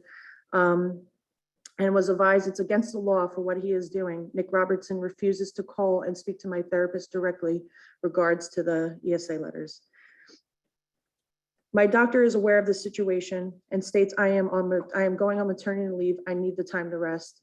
I can't see that happening when my neighbor is still there. I have to worry when she will snap again. I am paying rent at a place that I don't even feel comfortable living at. I believe the office says things just to appease me. However, it seems as though they never address my neighbor and abusive behaviors. I have had multiple occasions with my neighbor, I have multiple neighbors come and apologize for how this lady behaves. They have all heard her yelling, screaming, and cursing, even though they have children who, actually all my neighbors have children, and they try to put them to sleep. And she screamed at me one night, cursing and throwing a huge fit over just a parking spot and actually a doormat and my cat being in my apartment. One of them has also placed a complaint with the office. She wrote to her, she wrote an email to one of the property manager, Alice Ringus. Our apartments are also shaped in a U form so they can hear everything that she says. I have asked Nick Robertson who I can speak to and who is higher than him, and he advised no one that he cannot provide me with that information. When I asked Alice, I was advised I can email resident relations. I appreciate the time that you guys took out to listen to my concerns. I don't feel really confident that they're going to solve these issues. Please let me know if you need any other proof or anything, because I have the police reports. I have videos that I have to actually provide to you guys. I was talking to Conti about it, and he said to somehow get him the videos that I have recorded. I have multiple videos, so I have a USB that I have to get it on, which I will provide to you guys whenever I can get the earliest convenience to you guys. So yeah, that's my concern at the moment. Well, first of all, congratulations. Thank you. Okay. And it's wonderful to see you, but it's unfortunate that it's under these circumstances. From this perspective, first, I've never seen something so comprehensive and so reported and so thorough. I do believe that obviously what you've done is to continue to utilize our police officers and our police department to report such incidences. I'm not quite certain what we as a council can do completely at this point. and my heart is breaking right now. You're gonna make me cry because, sorry. because I love you to pieces. Nicole is one of my students. And now she's this beautiful young lady about to start a family. What I'm gonna do is I'm going to ask my attorney what you feel would be the best cause of actions at this point. This seems like a very big legal entanglement here. Yeah, I've had many meetings with them where I've tried telling them how I felt. They said they would comply for me and everything. They'd speak to appliance, they'd do anything. And then before I knew it, I got a warning eviction notice and I felt like I just got a knife stabbed in my back as if they didn't have any concern about what was said to me and done to me. Like I said, I'm going to defer to him right now. Oh So- my goodness. Have a so seat, please sit down. I need you, I want you to sit and rest. Yes. Go ahead. You can come up, Dad. Mike, do you have anything that you can add or do you want to speak first? Go. My name's Dave Latempa, 6 Yeah. Houseman Road. I'm Nicole's father. Yeah. I'm concerned because this woman, I don't know what's going on, but she's in the parking lot. And my next door neighbor works for the township of Sayreville. He was doing work in the parking lot that day. And she started screaming out my daughter's name. And then all of a sudden, she's screaming out Dave Latempa, 6 Houseman Road. I wasn't even there and I didn't know nothing about this. I own a restaurant in Belmar called Sonny's Grill. She started saying 6 Houseman Road, Dave Latempa, I'm gonna go buy his house. I'm gonna go to his restaurant. I'm gonna destroy things. This is what she's saying. My daughter filed numerous police reports. Nothing is getting done. I'm a retired state correction officer. So I know the laws and what this woman is doing. She's getting hit with bias, intimidation, terrorist threats, harassment. I mean, this woman is a lunatic. She's not lying because I listened to the video. If you watch the videos, you're all gonna be in shock. She's outside lighting whatever she's lighting and blowing smoke on everybody's doors. She's writing letters in Muslim saying, protect me from Satan. So I don't know what's going on with the woman, but she's obviously in some rare form. And now she's throwing my name out there, my wife's name out there, my restaurant and my home where I live in Sayreville. She has a BMW. The BMW drove by my house a few times. I don't know what this lady's up to. She's yelling out, I have 3 brothers. I'll make one phone call. Yous will all be dead. This is what she's saying. She's threatening. And my daughter went to the police department. How many times, Nicole? I'm a retired state correction officer. I'm in law enforcement. This is totally insane that this is not getting addressed with anybody. This is my daughter. That's her boyfriend. And she has her unboard, my granddaughter. And I don't want to take matters into my own hands because it ain't going to end well. I don't like that when people start messing with my family. And it's totally ridiculous that nobody is stepping to the plate and putting a stop to this. If I have to do it, Well, we have our highest officers here with our chief and our captain. this is totally insane. That's my I know- daughter. I know. And if anything happens to my daughter, Again, I know that rightfully so speaking, but we do have both the chief of police and the captain I back know, there. I did see them back there. And so what I would do, rather than enunciate any other issues that you have, I would sit down with the chief of police and the captain. With respect to the duties and responsibilities of the mayor and council, it is a private dispute between the landlord and the tenant. There are some issues that you do have. I mean, there are some rights that you have. Right. I I called lawyers. Lawyers won't even touch it. Well, let me finish. So one thing that I would recommend is, and when you get done, I'll send you back. But if you could send me the email with your daughter's history of what's transpired. What my suggestion is that I also reach out to the Rent Leveling Board Council and see what in fact the Rent Leveling Board can do to encourage a resolution and or elimination of what's going on here. Right. At least with the eviction piece, at least with that eviction piece, Yeah, the and rent, our so- rent leveling board here with the attorney that we have presiding over So- that group will hopefully be able to give you some guidance, at least in reference to that. I'll give your daughter my business card Okay. after this, while the other meeting goes on. And then what I'll do is the gentleman who I'm going to forward it to is Brian Printempo. Okay. And so she's going to give me that email and then I'll copy the email on it. She can contact directly with the rent leveling board. Yeah, because this is crazy. She's been staying at my house because she's afraid to go home. And now, Yeah. so her boyfriend moved in with her to protect her. And they're telling her if he doesn't leave, that she's Right. getting evicted. And so there's some issues that I think the rent leveling board and their council can assist, and I think that's first and foremost. Yeah. So I'll see you in the back, and then Got it. also you have the chief and Yes. captain, who are really nice guys. I've had the privilege Yes. of working with them, so. I'm glad you guys are here. Thank you. You know, Yeah. because I'm glad you're hearing this, what's going on. So I'm not sure if you're aware of it. But it's totally insane because when something happens, the first person she calls is me. Of course, your You dad. know, and That's your that's job. my daughter. I mean, anything happens to my kids, I'll give my life for, you know what I mean? And I got 2 other boys, and even my 2 older boys, Anthony and John, they're even concerned. They're like, Dad, you want us to go to, I said, no, what are you gonna do? You can't do nothing. You know what I'm saying? What are you gonna do? I can't Management's speak for going after the, her and nobody's doing, management is just turning their back on my daughter and they're making a game of it. And it's yeah, totally no, no, insane. no, I'm gonna say, probably in your best interest right now to let the gentlemen that are in the back right now and let Mr. Dupont assist you and guide you through what we can offer, at least from our rent leveling board. Right.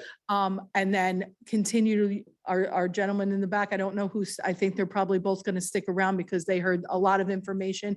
It sounds like you have additional evidence and things that they will definitely want to see. You happen to come to the right meeting at the right time because we have both captain and our chief with us. And this is just heartbreaking as a mom and as somebody that knows Nicole, and this should be a joyous time. This should be an exciting time for you. Not a scary time, but I have faith in these gentlemen in the back in order to assist you Thank and you. be a dad.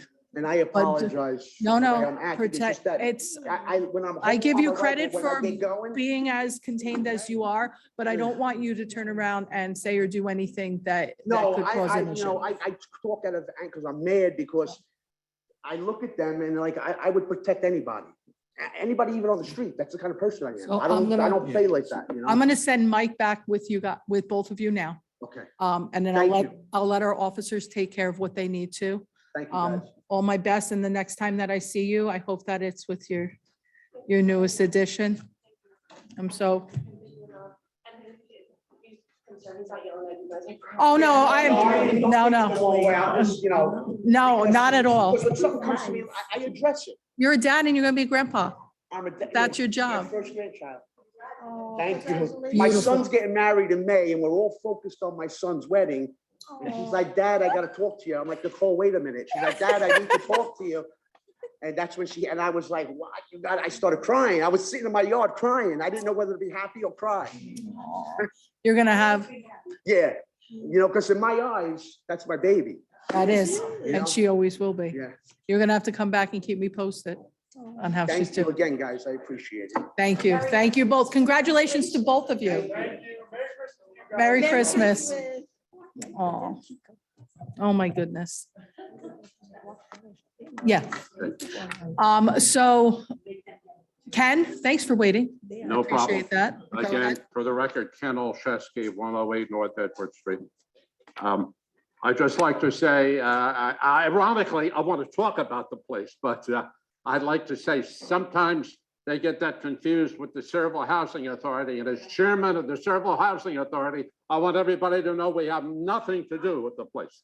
But before I get into the questions on that, I just want to mention for a moment the interns that were here tonight and tell you how thrilled I am with that program and with those young ladies and the people. I heard Donna's name. I don't want to slate anybody. Anyone else was associated with that, but that is a great program. And like Jim, most of you here have heard, I've been coming to council meetings since I was in high school. And that's a long time ago. These young ladies weren't thought of. Probably their parents weren't thought of when I was coming to council meetings. But that it's so great. It's so needed. I think we all get frustrated. Look, in the morning, I'll turn on the TV and you'll start hearing the news. And sometimes you just want to turn it right the hell off because it's like, my God, what else could have happened? And that goes for all levels of government, but that's a great, great program and congratulations. And getting back to what I really wanted to ask, and that is about the place. I'm not going to get into the preliminary stuff. I was going to in the interest of time, and it's the Christmas season. We all want to get home. I'm sure you, like me, some of us haven't had dinner yet, but we all know that we were involved in affordable housing. We came to the microphone. You folks moved out the attorney and you moved out the planner, et cetera. And I thought that there was going to be a lot of veterans' preferences and stuff for this affordable housing. I'm hearing, and it's only hearsay from the last Sarah meeting, from the last council meeting, that may not be happening. I'm glad to hear this young lady and her father apparently had no issue with that. But that's one thing that surprised me. But the overall question is, what is the place? Where did that come from? Who owns the place? So Sarah's involved in this. Sarah doesn't own it, do they? Sarah owned the property, but it's, Sarah owned the property. Do they still own the property or no, it's not in my, private hands now? well, I think a portion of the property is still under Sarah ownership, correct? Because not everything was developed upon. However, the place is actually owned by, if I remember correctly, it's actually all woman group, correct? They're owned and CIS. CIS and, they are they a county group? Because we had to turn around and get this specific funding in order to do this 100% affordable group, this 100% affordable units put in. So Jay, you probably have a much better recollection of them. I don't, as far as that's concerned with the funding through the county. I'm familiar with the project, but not the specifics. Years ago, we talked about developing that back there for senior housing and including in the project a floor that had medical services and blah, blah, blah. Well, that fell through. I think somewhere along the line, Bob Kay owned that property. At one point, that was a part of, I think Bob Kay, I don't know whether he necessarily owned the property or who was involved in it, and so it was the developer. So if you remember all the way back, this was part of that litigation that we had in trying to basically eliminate thousands upon thousands of market rate units coming into the town. One of the only ways that we were able to do that was to turn around and actually create 100% affordable project. And that was where the place came into play. It was a property owned by the redevelopment agency. There was a lot of discussion back and forth, a lot of actual anger and people from the redevelopment agency that did not want to see that property be developed into 100% affordable units because it was a valuable piece of land that they thought they could get more done with. However, the impact that those other units, those market rate units were going to have because of the bad deal from 20 years ago with the former mayor, we realized that we had a major, major problem on our hand. So this went back and forth for, oh my gosh, I don't know, Jim, what was it, like 2 years, almost of two years, where the 100% affordable housing project was able to get off of the ground. We had to turn around and actually see through different criteria within the state, checking to see if 100% affordable was something that would be viable over in that area. We had to get so many points in order to basically petition to have a group come in and be the redeveloper here. Then we had to turn around and when it came to a finance perspective, and I don't know all the ins and outs of it any longer because it was a couple of years ago and I had to let some of that information go in order to make room for new things, that we had to go through a very, very long process through the redevelopment agency in order to get the proper funding to put that 100% affordable project together. Right now, it seems to me like there is a lot of concern under two fronts. Number one, the veteran preference issue. And number two, obviously what we have just heard a few minutes ago. Hopefully that will be rectified. That seems like a very scary circumstance. I am extremely concerned because I believe everybody up on the council that was around during that time, Mary, that was yourself. It might have only been just you and me, Mayor. Both Mary and I were the ones up here and we were all under the belief that this was going to have a veterans preference. That was one of the major mechanisms that really made that project to us something even more viable on top of the reduction of the market rate. If you remember back, I think we had a 30% reduction of overall market rate units thanks to the number of units we were able to put over there. What was the total number? Is it 875 was it? For 785.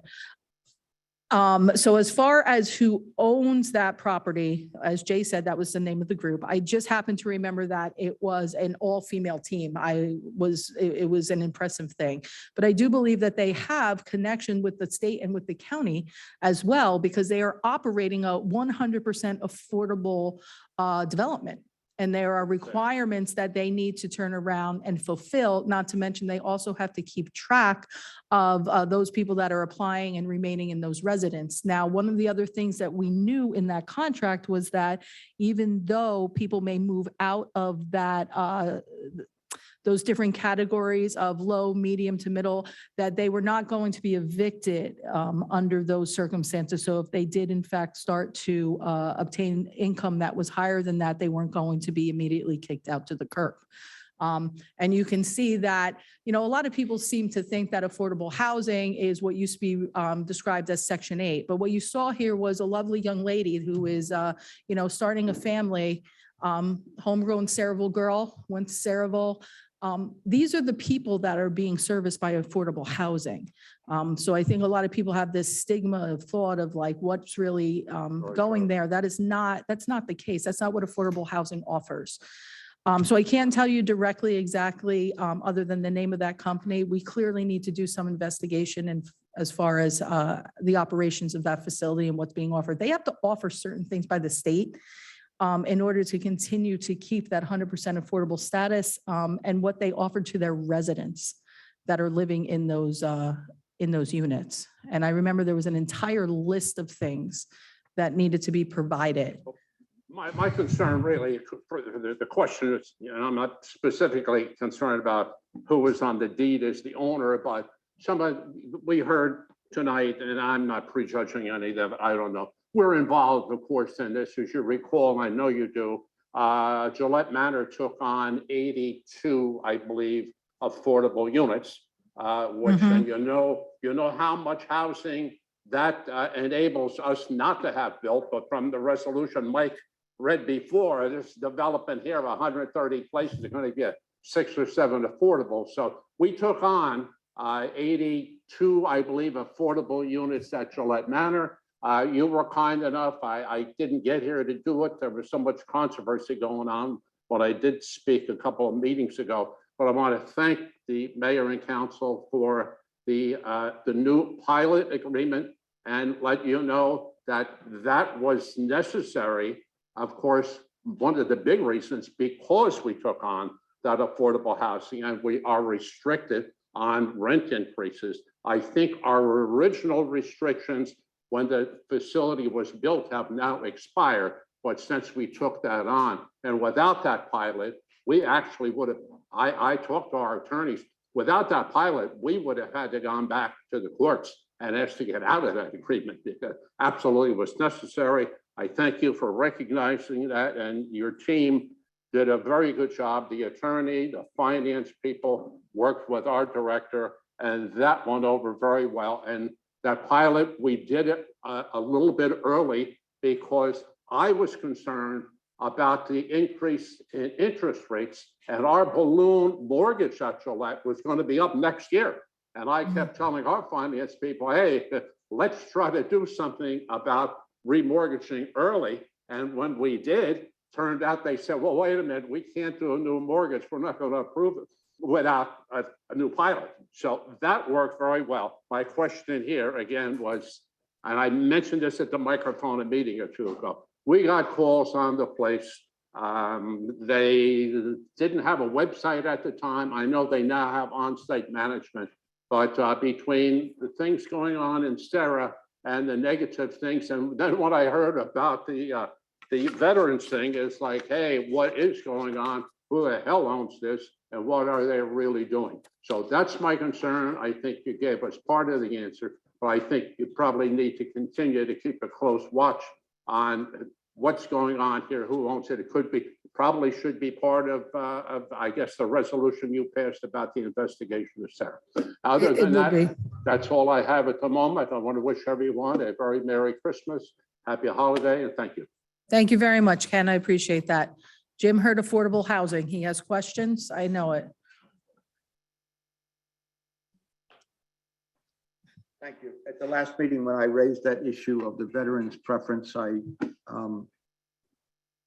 Dupont asked me to contact him, and I sent him some things, and there's some emails going back, and Mr. Serini and Mr. Edwards were involved, and We do have one of the best, What? actually, if not the best, affordable housing attorney. Mr. Serini and Mr. Edwards certainly are two of the best in the state. So Broke the law. I was sent something, and basically what the agreement provides is that there will be five, F-I-V-E, 5 units for homeless veterans. So those are not veterans that fit into the low income, or the three are very low income, or moderate income. Right. So if you are a veteran and you fit into one of those 3 categories, you don't qualify for one of the 5, and there are a total of 89 plus 1 for the superintendent. So there are 89 units there. If you are a veteran and you fit into one of those 3 categories, you do not meet the qualifications for one of the 5 veterans preference. For that, you have to be a homeless veteran. I asked that question, or asked about this at Sarah. Attorney Baker said that is pursuant to statute. Well, you know me. I'm going to checked out research the it a little further statute. before I take that as gospel. But that certainly isn't what we thought, what we argued for, what we thought we were getting. I appreciate that there are 5 units for homeless veterans. I thought that there would be a greater percentage for not just homeless veterans, but veterans that are of low or moderate or very low income. I think we all thought that. We all thought that. And this was a Sarah project that had to go through Sarah. I don't know if that question was asked when they came before Sarah for approval. I don't know if that question was asked when they came before the planning board for approval. And, you know, I think you all found out about it when I found out about it, and I found out about it only when I asked for the application and saw it didn't ask veteran status. And I thought there was something unusual there. So I am going to pursue this a little bit more. I appreciate Mr. Dupont, you're putting me in touch and trying to ferret this out, but that's not what we expected. We certainly have a concern about all those who need affordable housing, but those who are veterans certainly really ought to be on a priority list. And so hopefully we can do something there. That's all I have. Happy holidays to everyone. Thank you very much, Jim. Merry Christmas, happy holidays, and thank you for bringing that to our attention as well. So anybody else from the public have anything to add? Yes, please. Anyone online? No. These go to you, my friend. Oh, no, these are mine. Were they mixed in? Okay.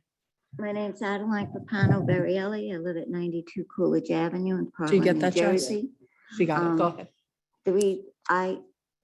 I feel terrible that, this public housing, it should be for the veterans. I mean, these kids, they're fighting for us. They will, and they come back and there's nothing for them.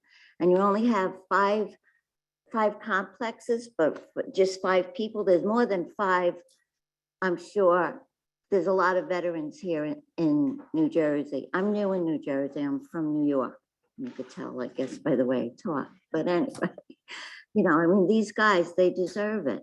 Absolutely. And there's housing, there's, low-cost housing for a lot of people. There should be a place just for them. And, That's just what I want to say. That's what we believe that the place was, the name of it is the place Right. was going to afford not 100% veterans preference, 100% veterans housing, but at least the veteran preference to those that come in, and They should that, have, that they should, right. they should. I mean, if that money was for, if you got money to build the housing for them, then that should go for it. Shouldn't be for anything else. I know you voted on it, that it should be, and, you know. And that's what it should More be. steps should be taken for that. I agree, 100%, I agree. That's, and Thank you. Mike, you'll And keep us posted on that. congratulations to you. Best of luck on your, I want to, it's not a retirement, but best of luck to your future. You have a beautiful family. Good night, Thank you all. very much for those comments. Okay, I don't see anybody online. Anybody else from the public wish to speak? Seeing none, let's take a motion to close the public and adjourn. To make a motion to close the public portion. All in favor? Aye. Any opposed? Oh, can I just make one comment on one of the things we voted on? The resolution for the settlement agreement. I just wanted to clarify. We did all vote yes. We really had very little choice. But in the contract, I want to make sure that one of the conflicting statements about the water main extension, it states that 12-inch, 8-inch, 16-inch. I believe we are going with the 12-inch, even though one of the statements indicates the 8-inch. So is that correct? I believe what, Well, I'm talking about what's in Exhibit A in the contract because it conflicts in my head when I read it. So I just wanted to be clear that, I'm sorry, Jay, go ahead. the 8-inch line is required to serve the Rockville development. The 12-inch line is required to service the Rockville development plus the Riverton development. So I think the reference is Rockville needs the 8, but they're contributing toward the 12 along with Riverton. Okay, because it does talk a lot about the 12-inch. I just wanted to make sure of that. And although this agreement was agreed to prior to many of us sitting on the council today, there is one bit of silver lining in this gray cloud, and that Cross Avenue is going to be addressed. Yes. That's true. Built in the right spot, not in. Yeah, I just have one legal question, because it was brought to my attention, after our prior meeting. When we have additional comments by anybody on the council in reference to a resolution that we've already voted on, is it appropriate then to turn around and do another resolution and roll call? No, I think The- it's just added comments for the minutes. Or at least comments for public? Do we have to open back to the No. public after that? Okay, thank you. I'm sorry, I missed my chance when I voted. I usually do that. I just wanted to make sure those two items were addressed before we closed. Okay, thank Sorry you. About that. No, all in favor? Aye. Oh, a second, I'm sorry, where was, usually you guys are faster than that. All in favor? Aye. Any opposed? Time for round two, ladies and gentlemen, our agenda session. For those that don't want to stick around, have a very merry holiday. And we'll see you in the new year? In the new year. All right, ladies and gentlemen, salute to our flag, please. I pledge allegiance to the flag of the United States of America and to the republic for which it stands, one nation, under God, indivisible, with liberty and justice for all. Okay, Jessica, statement of publication, please. Take notice that this agenda meeting of the mayor and council being held this 12th day of December 2022 has been advertised and posted in accordance with Open Public Meetings Act, Chapter 231, Public Law 1975. Roll call, please. Councilpersons Conti. June 4. Here. Mar. Here. Novak. Here. Anoha. Yes, I'm here. He's still there. Okay. Roberts. Here. Okay, ladies and gentlemen, I don't have my agenda up yet. So give me 2 seconds. It's gonna go right to Mary. It's gonna go right to Mary. There's nothing else on there. Go ahead, Mayor. Is there a second? Second. Okay. Other than that, start to work on, I would like, before Mr. Skarzinski leaves. Mr. Skarzinski. Mr. Skarzinski. Mr. No. Skarzinski, I'd like to welcome you. I was going to wait and see if he hung on for that first agenda meeting. The ink is now dry on your contract. Very good. Are you? You may, of course. That's, yeah. That is the man. Hey, we kept it fairly short for you today. I'd like to thank each and every one of you for your endorsement for this job. I look very much forward to what we can achieve together. And I await your direction as of Monday morning, and we shall proceed. And Did you take notes? There were some things that are going to end up going to you. I'm ready. Come on. Maybe next meeting I'll tell you how long I've actually known Jay. We'll see. Okay. But he held up a lot better than I did. But again, thank you very Thank much, you. and I look forward to Monday morning. Sounds great. See you Monday morning. Thank you. Bye. All right, ladies and gentlemen, then, anything else, Mayor? Well, Denise and I will be sitting down talking about, I don't know who's going to have administration and finance next year. I would be happy if it would be me, but well, still needs to be discussed. Be working with Denise. We got to start worrying about the budget next year. And, maybe the week between Christmas and New Year's, because right now it's going to be very busy. I'd also like to say I am a new grandmother. I heard, congratulations. On December 8th, the Feast of the Immaculate Conception, who could ask for a better birthday? My 11th grandchild, but my 4th granddaughter, Haley Samantha Novak, was born. Mother and baby are doing very well. I only learned this afternoon that one of our retired police officers, Chucky Sikowski, passed away. Oh, Lord. His son is also a police officer in Sayreville, one of the twins. Oh, Lord. And I'd like to have a moment of silence for him. Absolutely. Ladies and gentlemen.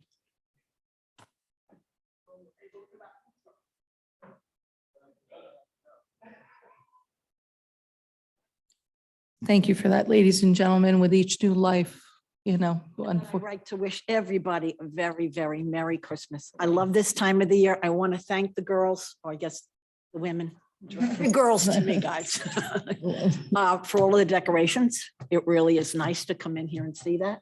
Really, it made everybody's day when they walked in here. So thank you very much. You do a wonderful job. You make us all look good up here. And I want to thank you for all of the things you do for us all year long.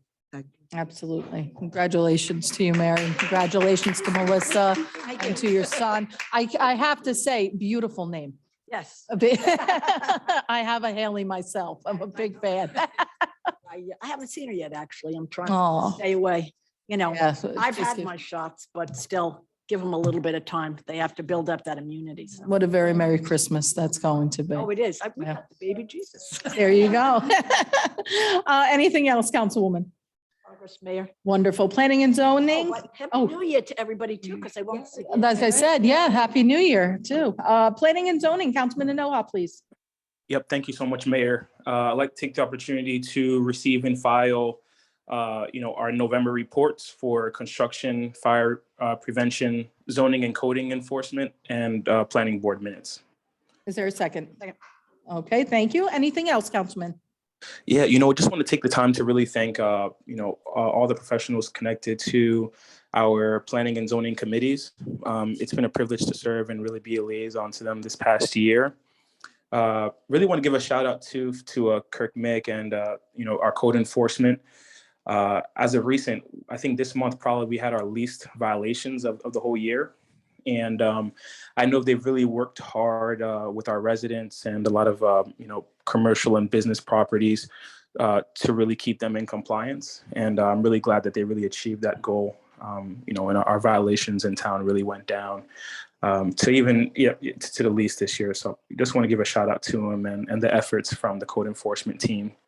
And to all of our committees, once again, just want to especially thank them. Also, special shout out to our fire marshal as well, too, even from their recent reports on just the increase of the local inspections. And I know that, from my conversations with them, they've really worked hard to continuously, inspect and make sure that public safety improves within our, commercial and residential properties. So thank you again, to all of our committees. Thank you very much for that, Councilman. Anything to add? Nope, that'll be all. Congress. Looking forward to providing more updates on whether this committee or potentially another one in due time. Wonderful. Thank you very much. I will, we are at Public Works. I'm going to ask Councilwoman Roberts if you would mind. Did I skip public safety? I don't know what happens when I scroll up on here. Councilwoman June Forth, please. You're not used to me being back. I know. We are glad and congratulations to you Thank yet you again. so much. I really appreciate it. I move the following minutes and reports to be received and filed, A1 through 4. Is there a second? I heard Mary, right? Oh, no, Councilwoman Roberts. Thank you. I'd like to wish everyone a Merry Christmas. A special thank you to Chief Plumacher. Thank you for keeping me in the knowing of every single thing. Thank you so much. And to everyone from Public Safety, thank you so much. Even we notified them when we were leaving and when we will come back. And I'm glad that it's been a privilege to work with each and every one of you. Within this month, it has been very busy from the reports that we have been receiving, especially for the police. We've also seen that out of the whole entire month, for the reports that we have received from the police, it actually, things went down a lot. The reports, we had like 17 crimes that was going on, even though it should be a little less, but it was actually, we're grateful. We thank God for even EMS. And I also want to say a special thank you to our current BA right now, Ms. Denise. Thank you so much for helping me to retrieve all the reports from EMS. We're truly grateful. Thank you for every single one of our professionals. Thank you, Ms. Nicole. Thank you so much, Ms. Jessica and Ms. Jean Marie, Ms. Rebecca, who we got a chance to speak to when we got back. Thank you to all of our attorneys and Mr. J. We also like to say thank you to the council also, and a big, huge thank you to Councilman Mar. Congratulations to Councilman Novak on the newest addition. We're truly grateful. You and you're already in the Christmas spirits, even with your ornament earrings. The girls helped me get. Okay. So They wanted congratulations. me to match their decor. Thank you so much. We wish you all a Merry Christmas and the happiest New Year.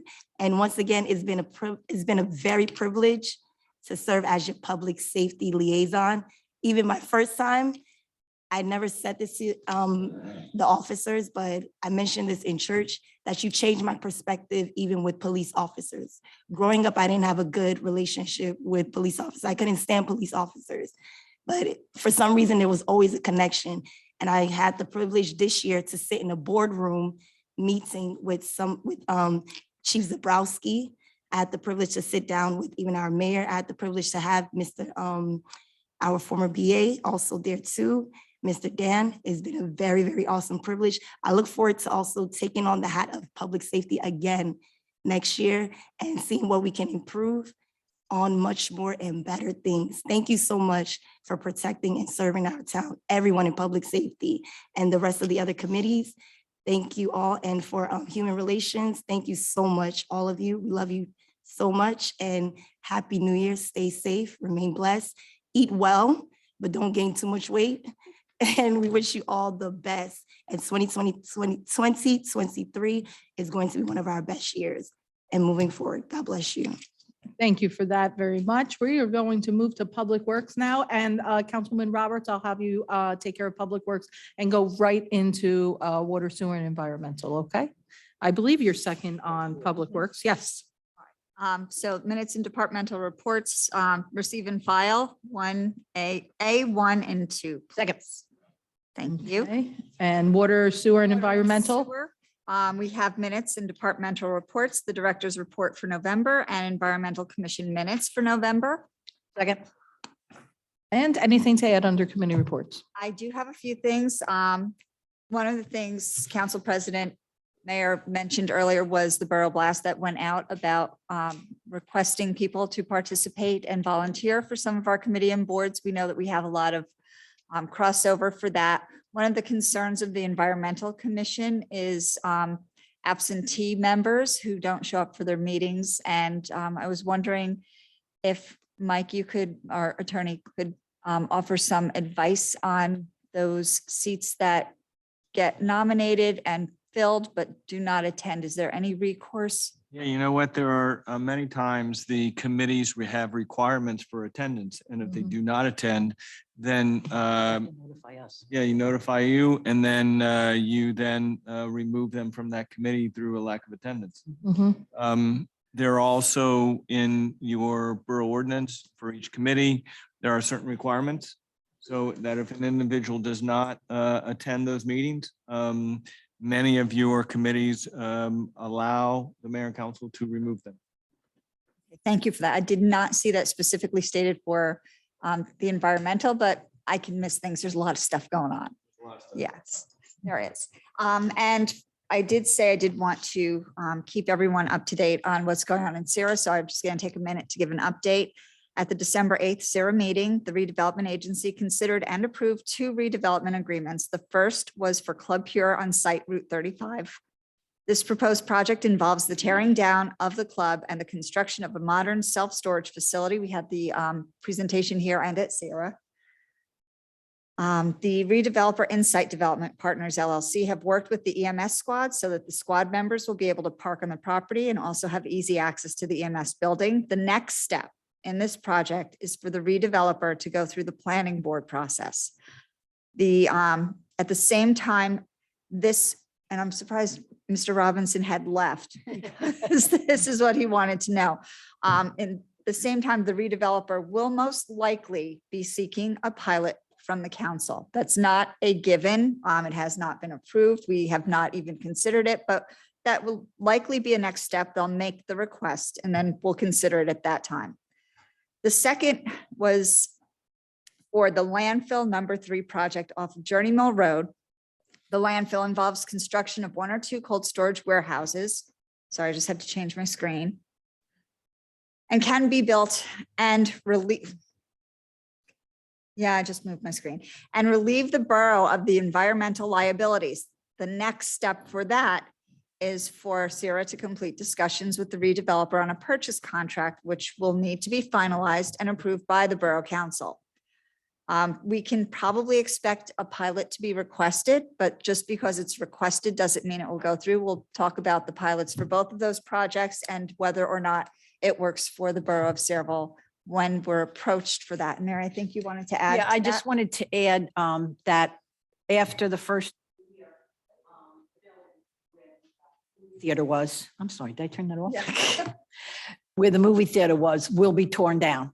They're still in negotiations as to what will go up there.